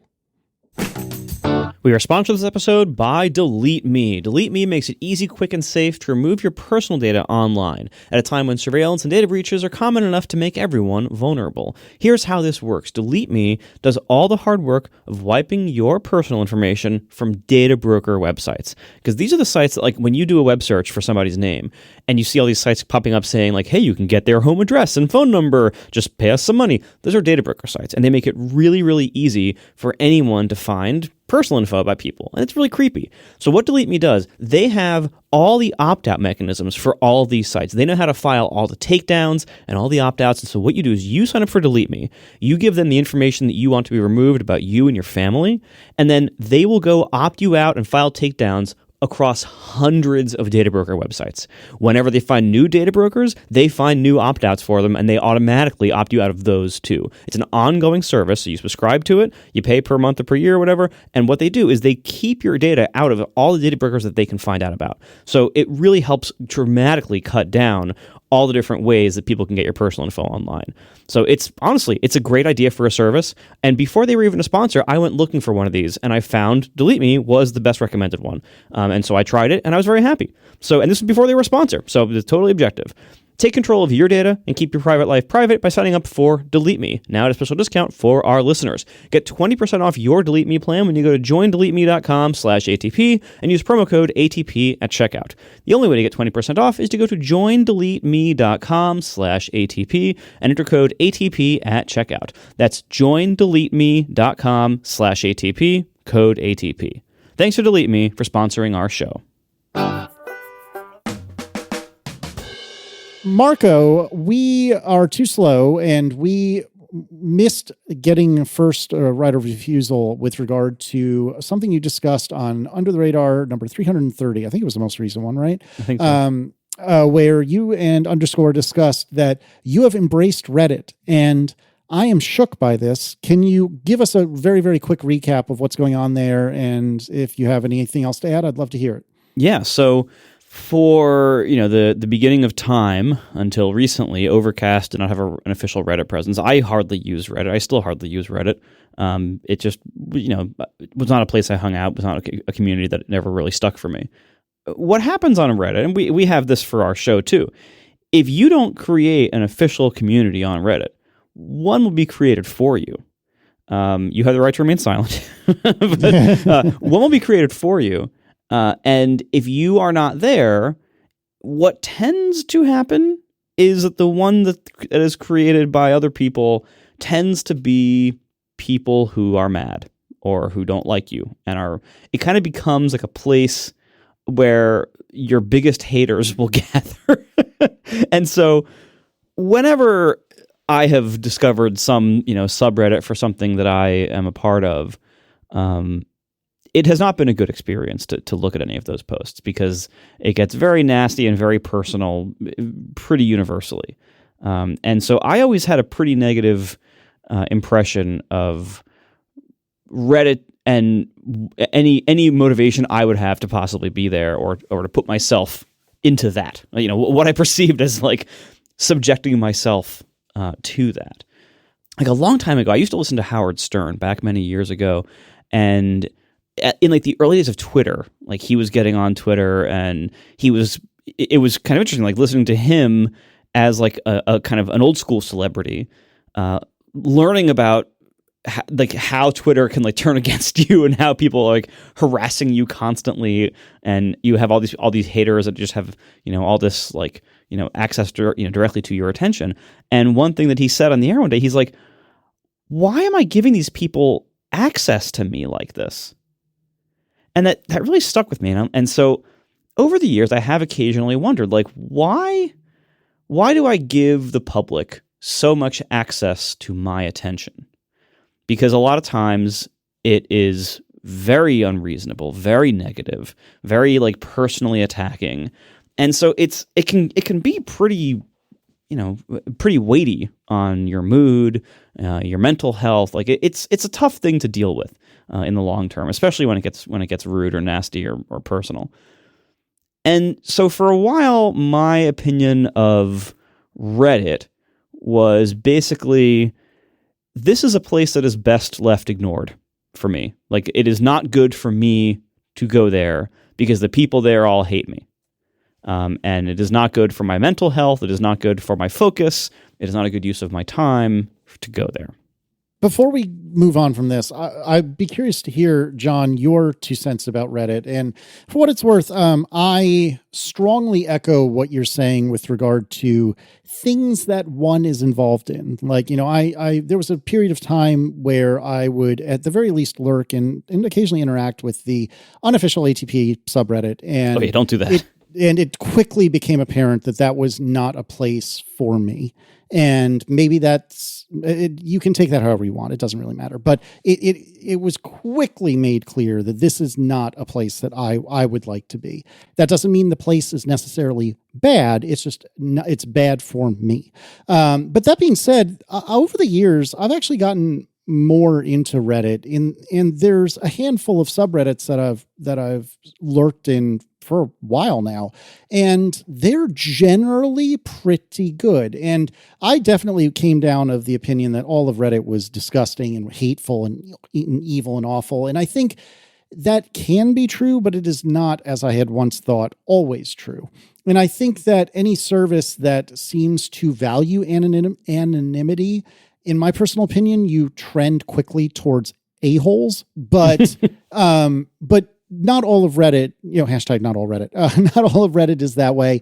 And I will look at, the subreddits that I do browse once every day or two, and sometimes I get really useful and good information from there. So I think I am up on Reddit broadly. I am very, very down on Reddit about things that I'm involved in. So not that different from you. And that's fair. Like they're really cruel to you in that place. But what you're saying though is very valid in the sense that like these social platforms and social networks, they're huge. You can't generalize and say like everyone on this platform is X. And like I remember like back when I was at Tumblr, I would occasionally see people say like, "Oh, Tumblr's mad today," or "Tumblr's really down," or whatever, and I'd be like, that's like I'm not seeing that from the people I follow. You're seeing that from the people you follow. That's a different thing. Like when you're in a social platform, what you see is generally speaking either what you have chosen to see or what the algorithm is feeding you based on your activity. But either way, it's like you're seeing a very narrow slice of a very big platform. And you can't just say like, oh, this entire platform is X, because they're bigger than that. It's the same thing like, in New York City. New York City is not everyone you see in New York City is involved in the stock market. It's a big industry. There's a lot of people who are involved in finance in New York City, but it's such a big city. Every industry is huge in the city. So everyone you see in the street, like you don't know who they are, what they're involved in. It's too big of a city to assume that. That's how social platforms are. They're so big that there is no one type of person on them. There is no one type of community. So anyway. Well, on the topic of Reddit, I get what you're saying, but there's a couple of things that are a little bit different about the internet. One is that there's no geographic boundary, so you can be much bigger than a single city. And the other is Reddit as a platform is designed to allow people to make sub-communities, sort of like self-governing, self-sustaining sub-communities. That's what the platform is for. Now, that being said, Reddit was essentially seeded by a particular type of individual in the early days, people who were attracted to nerdy things like these type of tech platforms, and also people who continue to be attracted to this form of community building on the internet. You can generalize a little bit about this sort of stereotypical person who would be interested in being very active in Reddit or being a moderator on Reddit or whatever to some degree. But Reddit is just so huge now, and has been for years and years, and it's made up of subcommunities, and the subcommunities vary widely. There's subcommunities that have strict moderation and rules that everyone has to be nice. There's subcommunities that all they do is scream at each other all day. It doesn't even matter what the topic is. There could be 7 subcommunities. There could be the subcommunity about model trains where everybody's nice to each other, and there could be the subcommunity about model trains where everybody's mean and has flame wars about model trains. That's what Reddit supports. Make your own community that is what you want it to be. Have moderation, don't have moderation, whatever your rules are. There was a blow up recently. There's a Procreate Reddit for like the Procreate program for iPad, like the graphics art application. Someone made a Reddit for Procreate where people would share their artwork. And someone shared a picture that they drew of Master Chief from the Halo game with the trans flag behind him. And the moderators took it down because they said, we don't want politics in here. And as you would imagine, that blew up into a big thing of saying the existence of people is not political and blah, blah, blah. And the upshot is, people who don't like it left the Reddit and started their own Procreate Reddit that's not filled with bigots. You know what I mean? And Reddit as a platform supports that. Make the community that you want to have, run it the way that you want to have it, which is, so, speaking of like the ATP subreddit or whatever, they're using Reddit correctly. Whoever wants to form that sub community on whatever they want to talk about, however they want to talk about it, there could be 5 of them, 10 of them, 1 of them, 0 of them. And most of those communities are not for me. I don't use Reddit much at all. Most of the time, I'm just getting it as a Google result or whatever for something that I'm searching, in which case I'm glad those communities exist and someone is like figuring out the best way to repair my particular dishwasher and writing a big Reddit post about it. Like, I love it. That's great about Reddit, but I don't personally participate in most of those communities. But I love that it is a platform that provides a way for people to make those communities. So I view the ATP Reddit, or however many ones there are, Overcast Reddit or whatever, as those are people using this platform, which is, kind of like a nested, threaded, indented text-based web forum style community. They make the communities they want to make, and some of the communities thrive and become popular and big and get lots of structure around them, and other ones sort of like fizzle out or whatever. But like, I don't begrudge anybody using that platform to make a community they want to have. And in the grand scheme of these type of platforms, I think for the most part, there's been some kerfuffles about Reddit doing evil things with moderators or whatever, but like, it has mostly resisted becoming a terrible parody of itself and being taken over by super duper evil billionaires. Maybe they just have like mildly evil billionaires taking over. Anyway, all this to say is that I don't frequent Reddit, but I am glad that it exists, and I don't begrudge anyone to make whatever community they want to make in Reddit. And if you don't like a particular subreddit, don't read it. Yeah. And agree. that's kind of what led me to reevaluate. So one thing I realized over time recently is like, it was not doing me any good to have places where my customers were gathering to talk about how much I sucked and how much I wasn't listening to them. Because for me to not be there reinforces the fact that I'm not listening to them. And the reality is, those places usually were so negative that I was not, in fact, listening to them, because I decided I was better off ignoring those places and kind of shutting them out because it was too hurtful to read them most of the time. And so this was not really a good solution. Like, this was not a good situation that I had this like kind of hate sink, almost like like a heat sink. Like, this is like where all the hate gets concentrated. And meanwhile, at the same time, I'm realizing over time that, first of all, I want to engage more with my customers. And I used to have a place for that. It was Twitter. And then Twitter became a Nazi bar. So that's, I left Twitter, and Mastodon is the most direct replacement for me, but it's not even close to a replacement. Mastodon is a certain type of community very heavily there. It's very heavily nerds. It's very heavily men. It's very heavily white men. It's not a very diverse community. It's not a very complete community. And granted, Reddit does not do amazingly in that area, but it's better than Mastodon, I think. But certainly better than what I've seen on Mastodon. And Mastodon it's also just small. It's a much smaller community than Twitter was. And there's other things like Blue Sky and Threads, but I don't think it's a good idea for me to try to spread myself across all those different platforms and try to build a presence on all of them. It's like, I got work to do. I don't have time for all that. And I'm not convinced that the outcome there was very good. I spent years feeling like I was like addicted to Twitter. That's why I made Quitter. It was because I was addicted to Twitter, and I was running time tracking software, and I was seeing, wow, I'm spending like 5 or 6 hours a week on Twitter. Like, I tried for years to reduce my dependence on that kind of thing. Now I finally have, because Mastodon doesn't have that much going on, and I want to jump right into Blue Sky and Threads. Like, no, that's terrible. That would be a terrible idea for me. So I've decided, like, I'm not really going to, invest much or anything in those platforms.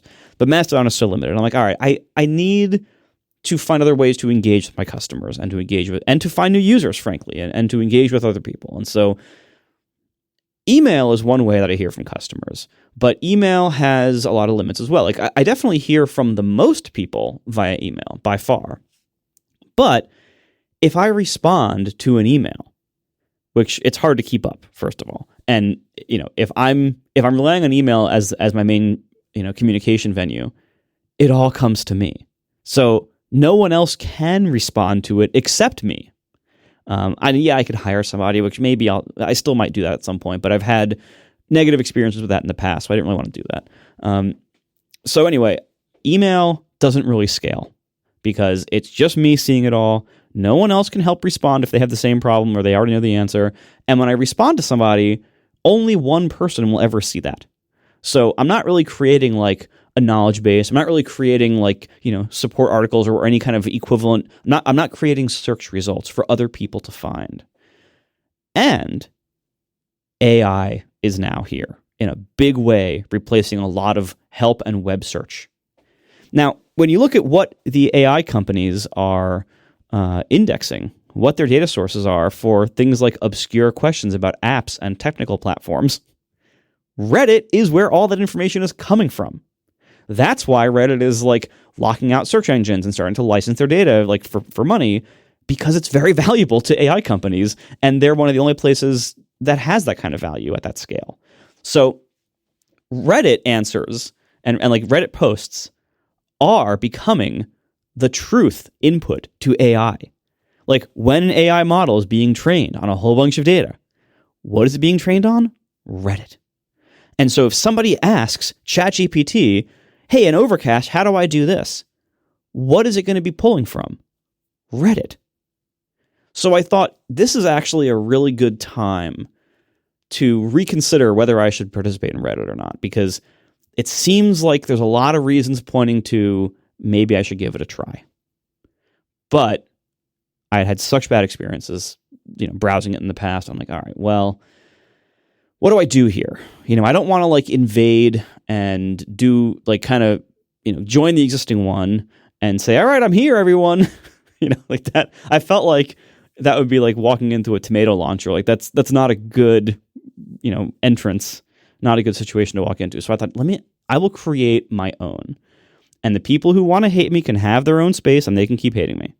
I'm not going to invade their space. Like, that's kind of like one thing I mentioned under the radar is like back like when Twitter was smaller, we would be able to rant about a company on Twitter and we would just rant to each other and it was fine. And then as Twitter got bigger and all the companies not only got on Twitter, but then started getting like, search bots that would crawl for mentions of them so they can intervene with their customer service teams, it became a lot less fun to rant about like, oh, I had a bad flight on United, because then like you get a message from United customer support. Hey, we'd love to help. Please tell us, please DM us so we can chat and work this out for you. Caret XP or whatever the initials were of the person. Like, and it like once the companies were there responding to you and you knew that if you posted something complaining about them, you knew they would see it. It kind of toned it down a little bit because it kind of like it kind of sucks the fun out of complaining, and it turns it into like, okay, well, I know they're gonna see this if I mention them, like mention their name, so maybe I'll be a little bit kinder and maybe I'll consider whether I really want to be posting this rant or not. Well, that happens on Reddit too, as it turns out. So I created my own community on Reddit, and what happened was, first of all, it was not the old community. Like I let them be, and I created my own space. And I also publicized to my audience, here is my Reddit. And what that created was a very civilized place. Because first of all, it was a lot of my people filling it up. So good. Okay, it's my existing audience on my social platforms. I link to it in the app, so like it's my users filling it up instead of just like a small handful of people who don't like me very much. But also, I was there showing myself to be there. I was publicly present, and I posted a lot. I'm still posting, not as much now because I just got back from my vacation, but I'm posting a lot. And by me being there, people are automatically kind of instinctively just being a lot more civil. And part of that is because I'm fixing a lot of problems, and that's always a good idea. But part of it also is that they know I'm there. It's the same way like when people are in their cars, they will behave with their driving in a more rude manner oftentimes than what they would do face to face to somebody. And because it's like when you're in your car, like the other people are dehumanized. They're just other cars. You don't see them as people driving cars. You're like, oh, that car's a jerk or whatever. And then, but if you're like standing in line at the bank, you wouldn't like, aggressively ride behind the person in front of you, trying to get them to hurry up and write that check. Like, there's certain things that like you would never do in person. Like humanity gets in the way. Well, that's what I'm seeing on Reddit. Like, because I am there now with an official presence and an official subreddit, and they know that I'm going to be reading most of these posts, they're being a lot nicer. And it's much more like constructive. And look, it's not all roses. People are reporting problems. Sure, I get that. There are problems. That's why I'm there, to try to help fix these problems. But they're doing it in a civil way. Like, no one's being unreasonably mean. A couple times somebody posts something a little bit snarky, it gets downvoted before I even see it usually. Like, it's been a much more productive place. And I think people are appreciative that I am there, and I'm appreciative of them because they are bringing things to my attention that weren't getting through before. And then every single time I write an answer to a question, first of all, I don't even have to answer them all because other people are answering them, which is amazing. But then second of all, when I do post an answer to a question, other people can see it. And it gets indexed as a search result. It gets crawled by AI trainers, and then it becomes an AI answer when people ask it to AI engines. And so I feel like I'm multiplying my effort here, which as a one-person business, you always have to find ways to do that. Like that's always a challenge for one-person businesses. Like how do you multiply yourself? How do you scale yourself? And this is way better than trying to solve problems by email, because other people can help. And if I do jump in and say something, other people can then find that information later. So far, it's been a really positive experience. Again, like it's not all easy because there are certain, hard problems that I have to tackle. But I found too, like, I'm just being honest about that. Like, so, I took a vacation last week, and before I left, I thought of like whether I should do this or not. But I decided, I'm going to tell the Reddit I'm going to be gone for a week. That way, they won't get too mad if I'm not responding for a week to anything that's posted. And I was also trying, and maybe I'll get back to this later, I was trying not to do any work on this trip because this is also kind of a challenge that I've had, a personal challenge. I am not good at not working. And I've been trying to get better at that. I've been trying to get better at like being able to take a vacation and not bring work with me and not the whole time feel like, oh, I should be doing work. So that I posted on the Reddit before I left. I said, I'm going on a personal vacation after all this, iOS 26 happened, all this stuff has just happened. I'm going on a vacation for a week.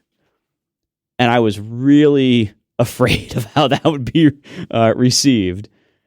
And every single comment on it, I think everything, was positive. It was all like, good job, man, you deserve it. Take as long as you need. Like, I was shocked. The difference in attitude between the responses to that and how I was picturing I'd be received on Reddit all these years was striking. And I think that's largely because I'm there. I'm present. I'm engaging. I'm actually like involved now. And so that seems to have improved everything. Actually being in this discussion, being present in this community, leading my own subreddit, and and if people want to go hate me somewhere else, they can do that. I'm not going to interfere with that. But having my place that is like, here's where I will see things, I will respond to things, people have responded to that incredibly well. So we'll see how it goes. I mean, I still, this is still early days.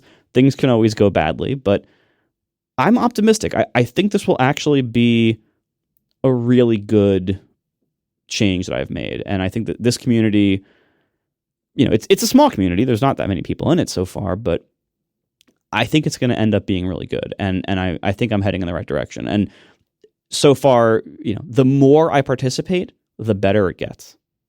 You may be in a honeymoon period, but we'll see. But like that's the kind of the issue with things like Reddit, and someone mentioned in the chat room like that we should have like a members only Discord or whatever.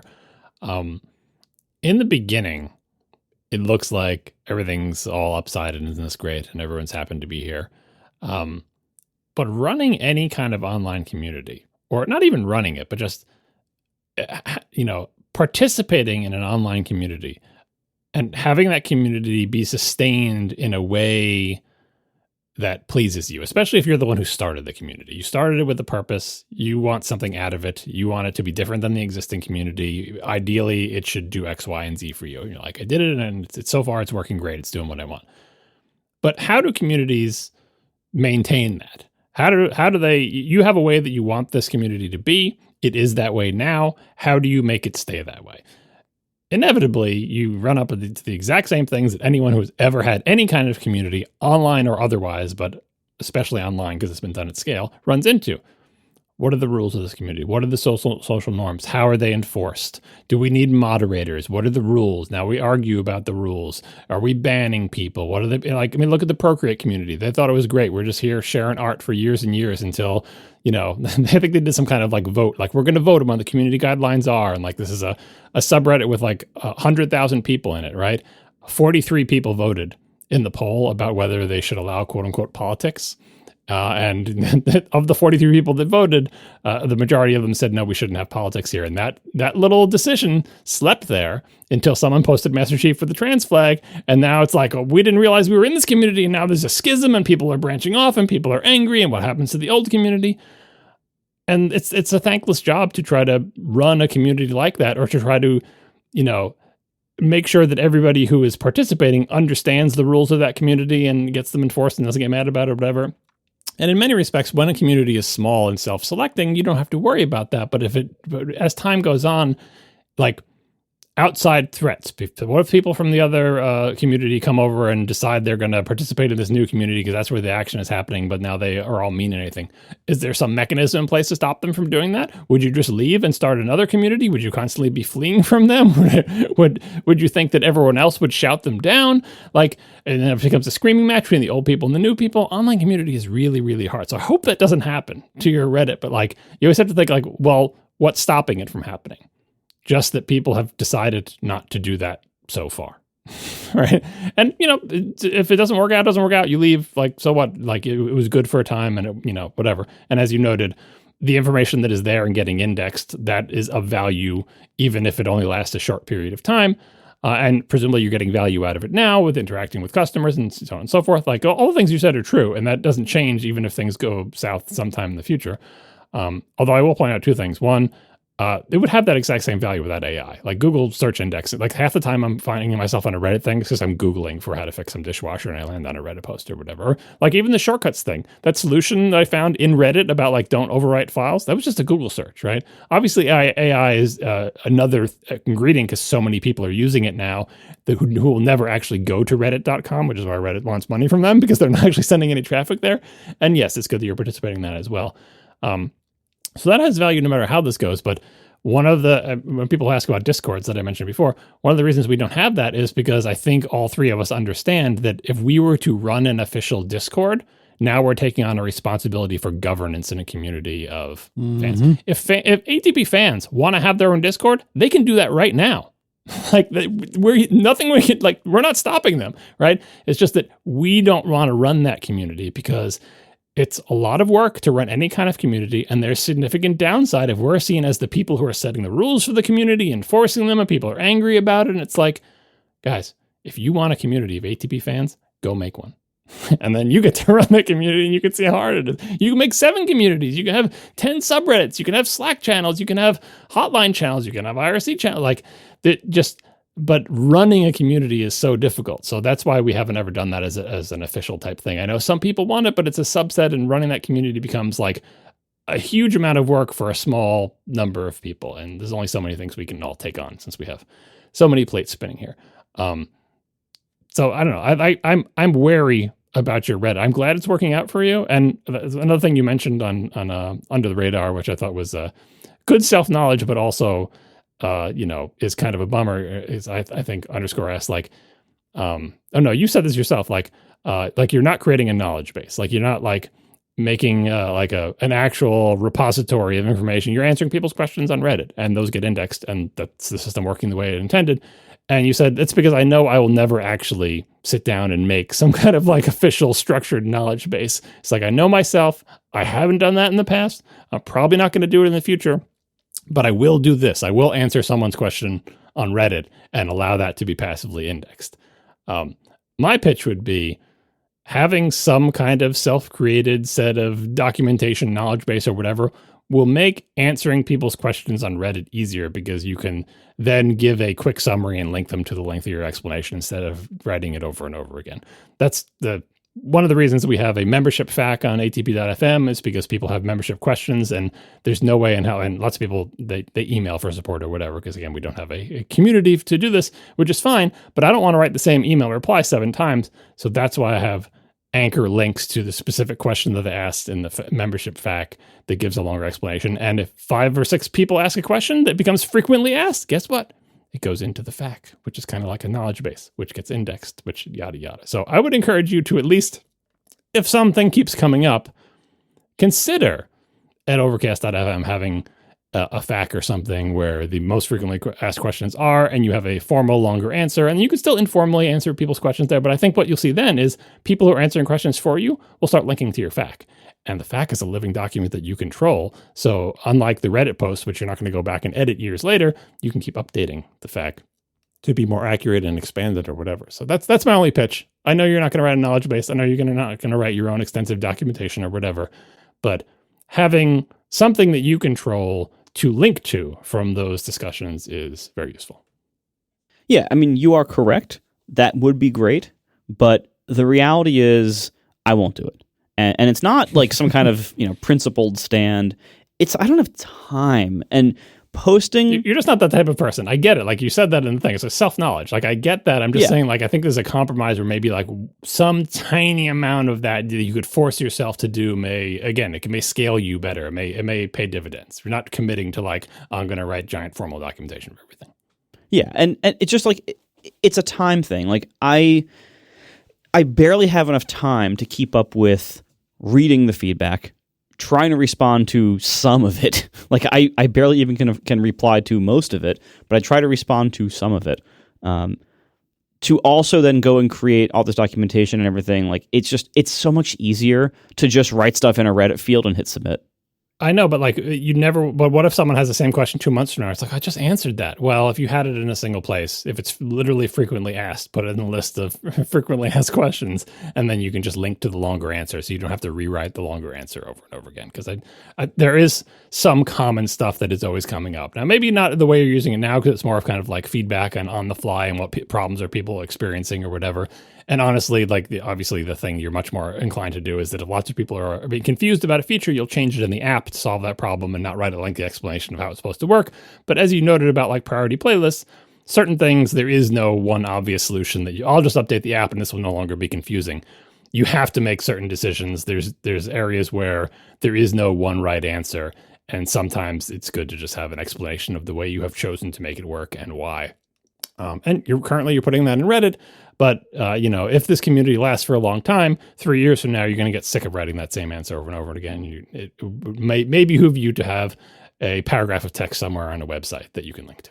Yeah, we'll see. You might be right over time. For now. Or the whole community could be invaded and your lack of formal moderation and a code of conduct will, and it's not even that.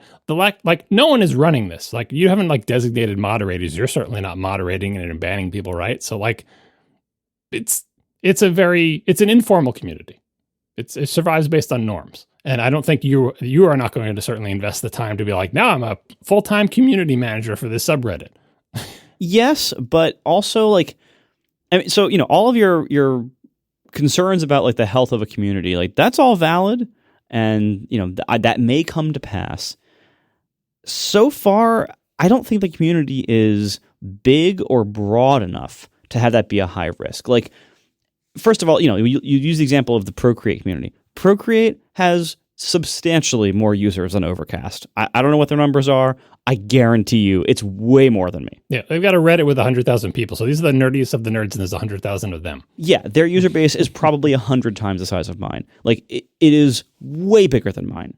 So that's a very different beast already, just from size.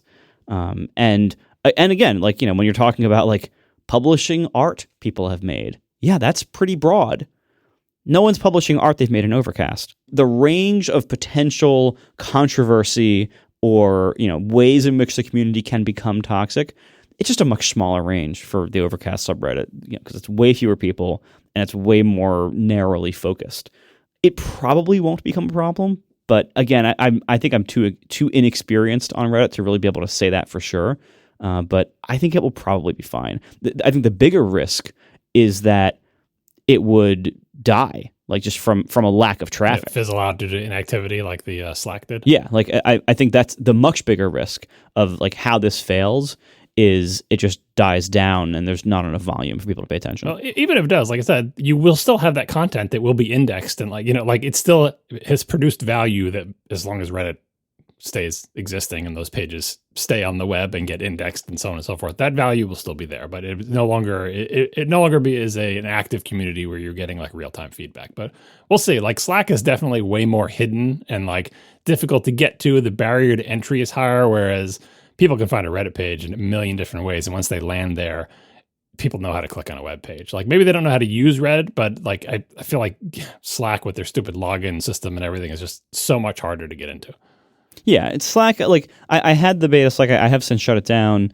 I thought the Slack would be like more of that kind of community, but it just never got the volume. It was, and the volume it was never high, and it just got lower and lower over time. So that just wasn't going to happen long term. But and I think you're right. Like Slack is made to be a private walled garden.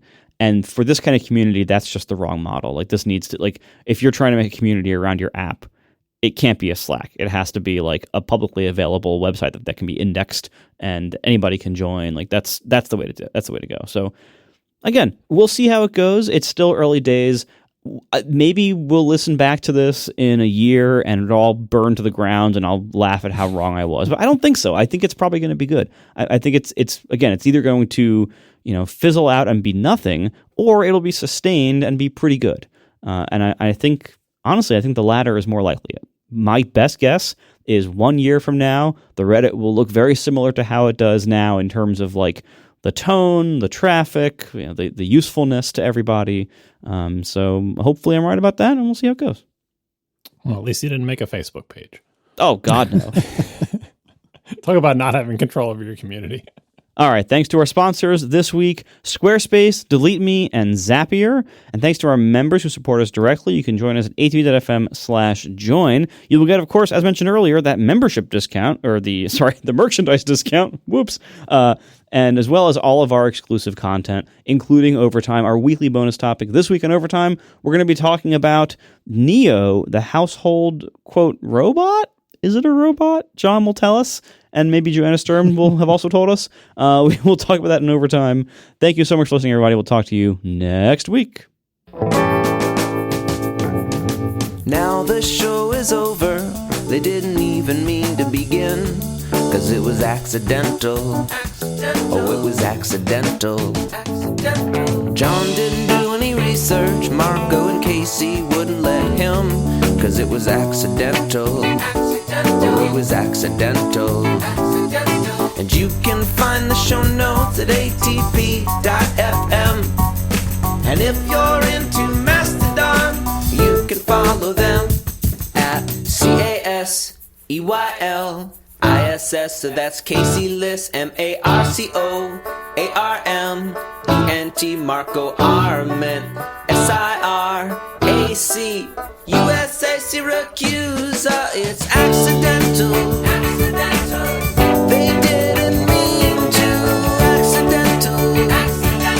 Tech podcast so long. I've recently gotten into very early days of 3D printing. Oh, what are you trying to print? And I think that came out sarcastic or obnoxious. I don't mean it that way. I'm genuinely asking. For a long time ago, Tiff got me as like an experimental Christmas gift. She got me a 3D printer many years ago. The company, I believe it's Shindo, the company went out of business long ago. They had like proprietary filament, which is the rolls of plastic that you like that get extruded to print stuff. And like nobody, like you had to like hack the microchips in their filament with third-party refills to get it to, so like maintaining that printer over time is difficult. And it was a very early model. Like for the time it was good, but I mean, that was probably almost 10 years ago. And printers have come a long way since then. So our plan was, okay, that printer, I never really used it that much. I used it basically to print a few HomePod cord management stands and a coffee filter holder. And that's about all I ever made with it. But what happened was, as it was sitting, on a shelf for a while, is that over time, Tiff and Adam would play with it.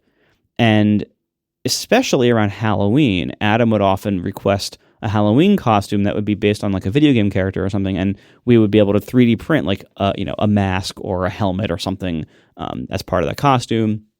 And then over time, Adam learned, you can also 3D print a bunch of like fun little toys and doodads and stuff. And so we would print some of those.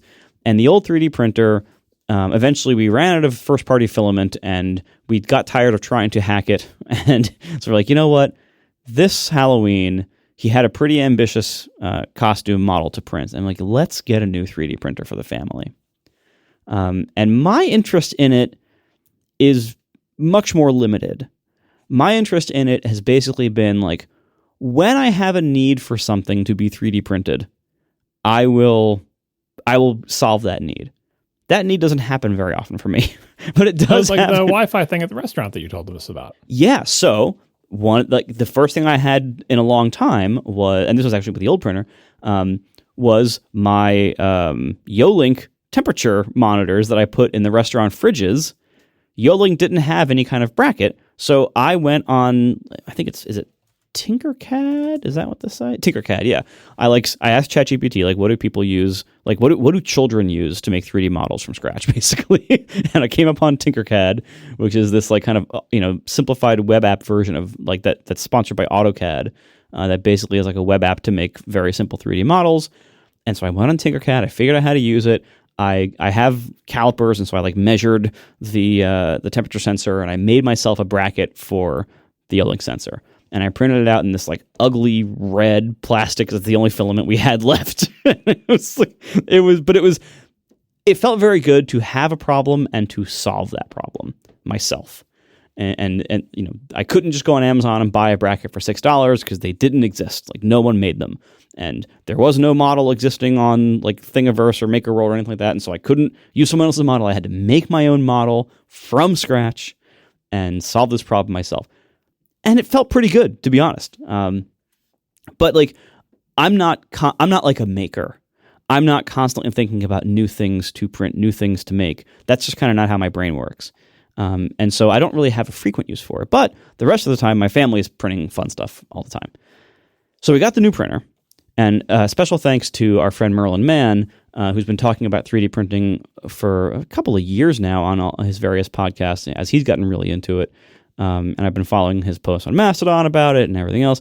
And he, a couple of years ago, I had asked him, like, hey, whenever I upgrade my printer, what should I get?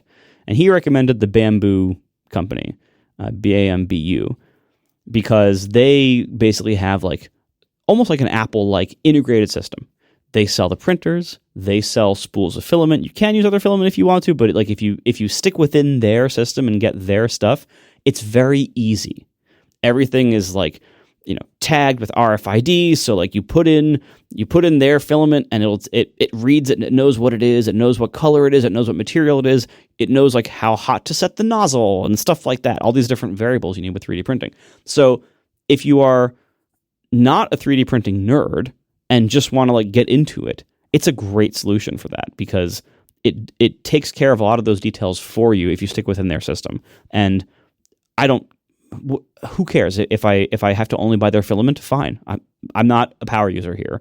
I don't need anyone else's filament. I'll just stick with theirs. So it makes it easier. Anyway, so I can now say with a little bit more experience with it, first of all, the Bamboo printers are awesome. Like 3D printers have come a long way in the last 10 years. A long way, a mile. Like, oh my God, it's so much easier now. It's so much better than it used to be. But also now, like, because it has gotten easier and better and faster, I'm also now finding a few more opportunities to use it. So first of all, I'm having fun just like helping my kid with like stuff he wants to make. I got a roll of TPU because that's hard to print, but we now have a nice printer that can print it. So like, and TPU can be like a little bit squishy. So that's kind of fun. You can make, certain different types of things with different behaviors with that.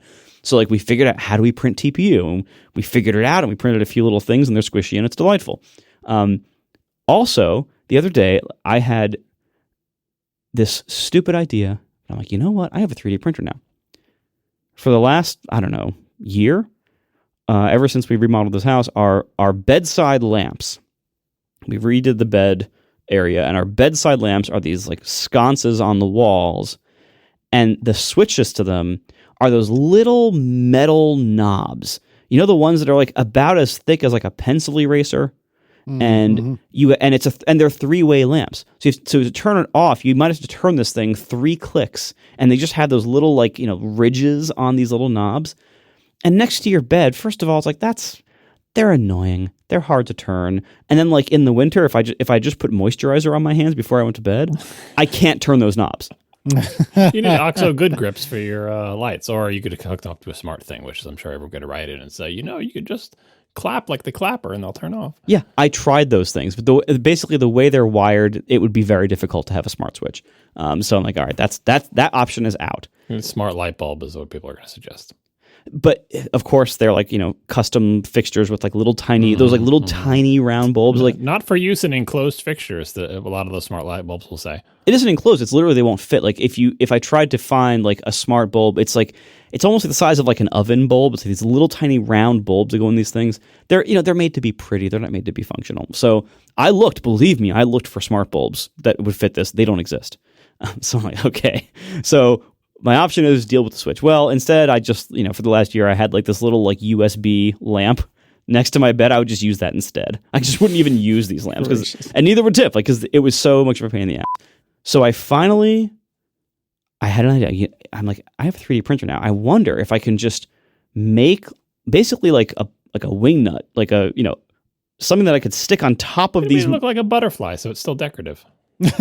I could actually. I didn't, but I could. But I'm like, so I went into Tinkercad and I got my calipers. I measured like, all right, the metal knob is, you know, whatever it is, like 7 millimeters wide. And it's about 12 millimeters tall. So I'm like, all right, I'll make a shape that can fit over that with a hole and then just 2 wings sticking out the sides.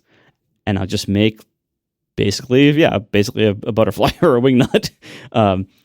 And I'm like, and I figure like I'll have to like really shove it on there, and it'll only fit with friction. So it'll probably take a bunch of tries to get this right and get exactly the right size. And maybe I'll have to use TPU so we can like squish around it. Who knows? The very first one I printed worked, and I stuck it on. And you got to really shove it on there because this is it's a friction fit, but that's by design. I really shoved it on there, and I printed a second one, and I put it on the one on Tiff's side of the bed. And I went to bed that night and I went flip, flip, flip, flip. And I can just flip it. The satisfaction I have had out of this stupid little thing, like I had this problem in my home and I solved it. And I solved it really, really well with this perfect solution with this weird plastic that looks like wood. Wow. The feeling that gives me, like, I don't have a lot of need for custom printed parts in my life. But the rest of my family can have fun with the printer all the rest of the time. And when I do have a need for something like this, oh man, it's so satisfying. I'm so pleased with myself. And I'm probably not going to get into, you know, again, very frequent needs for this. But when I have that one specific need, it's a great feeling. So anyway, if you're out there, if you're 3D printer curious, go to Bamboo Labs. Like it makes everything easy for you. And I can recommend it. And thanks, Merlin, for tipping me off to all this stuff. You know, it's funny you bring this up. This morning I woke up absurdly early for no good reason. I couldn't get back to sleep. And so I was, you know, looking at YouTube, and a friend of mine, Eric Wielander, I've brought him up from time to time on the show. He does a lot of really great YouTube stuff about smart home and largely around HomeKit. And I'd heard of this kind of obliquely before, but I watched a video of his about Gridfinity. Are you familiar with this? No.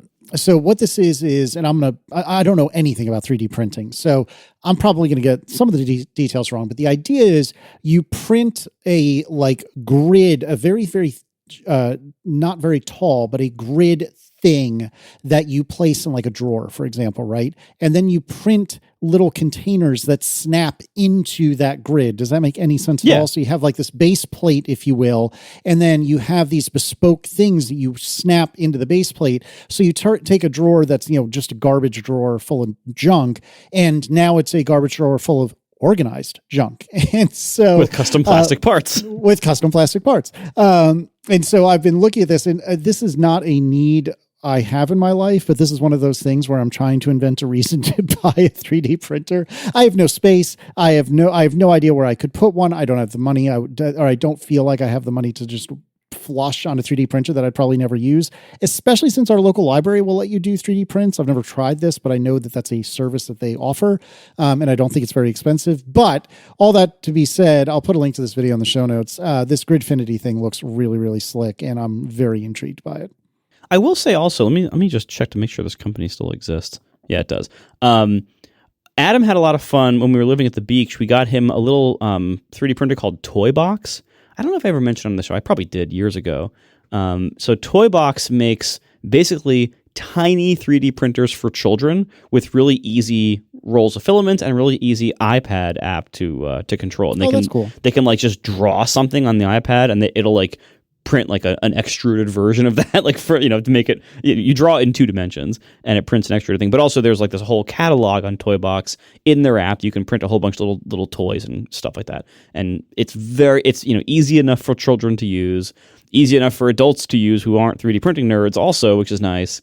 I haven't looked at Toybox in a while because we had like the big printer then, but we had a lot of fun with Toybox, and Adam really enjoyed it. So if you want to get into baby 3D printing in a very simple way, and you don't need to print anything very large, Toybox is something to look at. Just make sure it's still good. It was good years ago. Do some research, make sure it's still good. Yeah. But it probably is.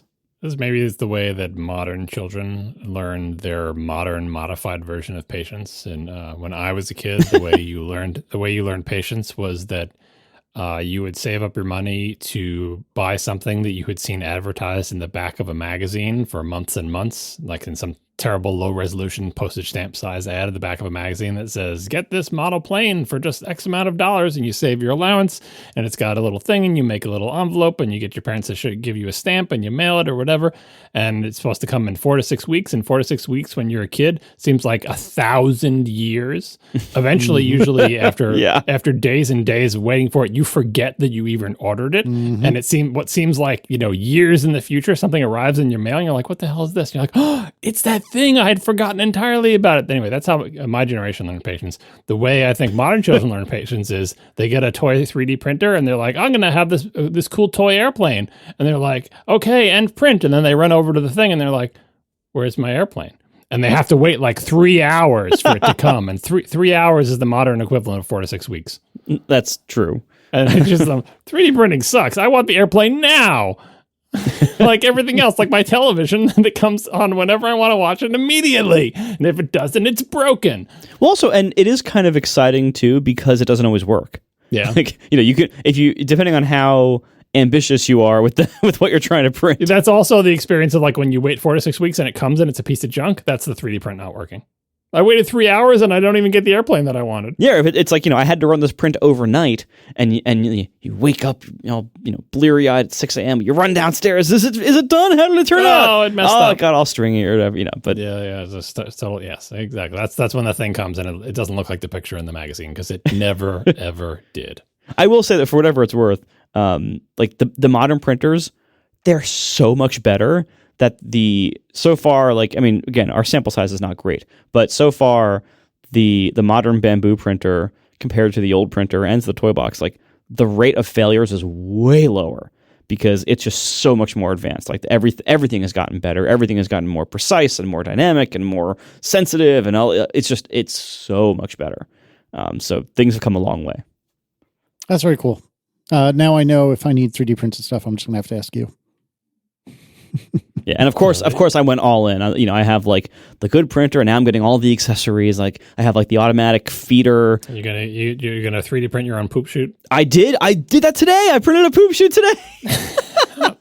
That's for the listeners. What that is like when the printer, so the modern bamboo printers, they support this thing called the AMS, which is basically like you can put like 4 spools of filament in this loader thing that sits on top, and you can have models that use different filaments, or you can easily switch between them. And so it has to, so it can like load a different one dynamically. And what that does is if suppose you're switching like from red to blue, well, there's still a bunch of red in like the gun, in like the print head. And so it like heats it up, it squirts it out the back of the machine, out this hole in the back. and then before it loads in the blue to start printing the next layer in blue or whatever. So part of using a modern 3D printer with this is like, yeah, at the back, it's just like shoots out filament sometimes. And so you get this pile. And so people, of course, shocker, many people have made 3D printable models for accessories for 3D printing. So one of the... Yo, dog. It's funny, even Bamboo themselves, like in some of their help articles, they'd be like, well, if you want to load this kind of filament or this kind of thing, this bracket really helps. Here's a link to a model to print it, which is actually kind of nice. It's only a matter of time before we get the sci-fi thing of 3D printers printing new 3D printers. Probably, yeah. And like we talked about this for cars, where they 3D print the suspension components because they're made of all these like organic shapes or whatever. So we got basic 3D printing of metal, 3D printing of plastic, TPU. Yeah, it's going to be a while before we can 3D print 3D printers, but we might live to see it.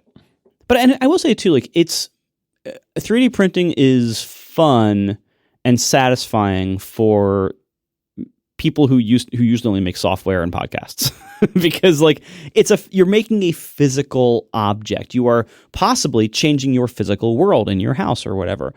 That's very satisfying in a way that or repellent. If you're like me, and the reason you like computers is because there's a perfection that can be achieved there that cannot be achieved in the real world. Possibly, but the perfection was never going to happen on my bedside lamps. Like that was... I mean, the example I always use talking about the Mac is, if you draw on a piece of paper and you keep erasing it over and over again, eventually you wear through the paper. You can erase over and over again in Mac Paint, and you never wear through the paper. That's true. Magic of digital. But yeah, if you don't like the magic of digital, you want to go back to meat space, you can have some failed 3D prints. Anyway, it's a lot of fun, and it's fun to have like a new creative exploration space, and one that can also be practical, and it's been a lot of fun for me. That's awesome. I think one of these days I will get one. Today is not that day, and tomorrow's probably not either, but that is super cool. Yeah, I can imagine how janky like prints from the library would be, but I was thinking of a TV adaptation of The Peripheral, which is a sci-fi book that I never read, and it was a really good TV series. Got canceled after one season, which is a shame. But anyway, one of the main characters works in essentially a 3D printing thing where people just send their prints over the internet and get printed on these magical 3D printers that printed all sorts of stuff. I feel like the main modern version of that is called Etsy. Like the thing that's holding up my wife's Mac Studio. I didn't 3D print it, but someone 3D printed it on Etsy, and I bought it from them at a tremendous markup. So that exists. I mean, Marco probably couldn't find one for his Yolink thing, but for lots of stuff, if you're wondering, could I just find a design for this and send it to the library? Just search Etsy. There might be somebody selling them already. Oh yeah, I mean that's like when I got the BMW, I wanted like a MagSafe mount for my phone. And I looked on Amazon. They didn't really have... I looked on Etsy. Like, yeah, here, for this exact model of car, here is a MagSafe mount that fits right in, the cup holder area, fits it in perfectly, leans it the way you want it. You can have it face this way, or this way, and you can pick. And, yeah, I got it. They're just 3D printed. That's what a lot of things are. But it's perfectly made for this particular need. And 3D printing allows that. Whereas, if before 3D printing, you would have to just have something like, injection molded plastic or whatever, and that only makes sense at certain volumes, like financially. So you had fewer options. So it's nice to have to be able to have custom stuff made exactly for your specific needs or for a very small volume product line. Or to be very quick, because my wife's Mac Studio is it's an M1 Max one, so it's the first Mac Studio, and nobody. The products weren't out for it, I guess, because Apple, unlike the phones, Apple doesn't share their Mac designs with other case manufacturers or whatever. So if on day one you wanted a custom-made bracket that exactly fit a Mac Studio and made it stick to the underside of your desk, Etsy 3D prints was the only thing. Today, you can find tons of companies that sell various brackets for your Mac Studios because the Mac Studio is an existing product that hasn't changed size or shape. And, but on day one, if you wanted something, 3D printing was it.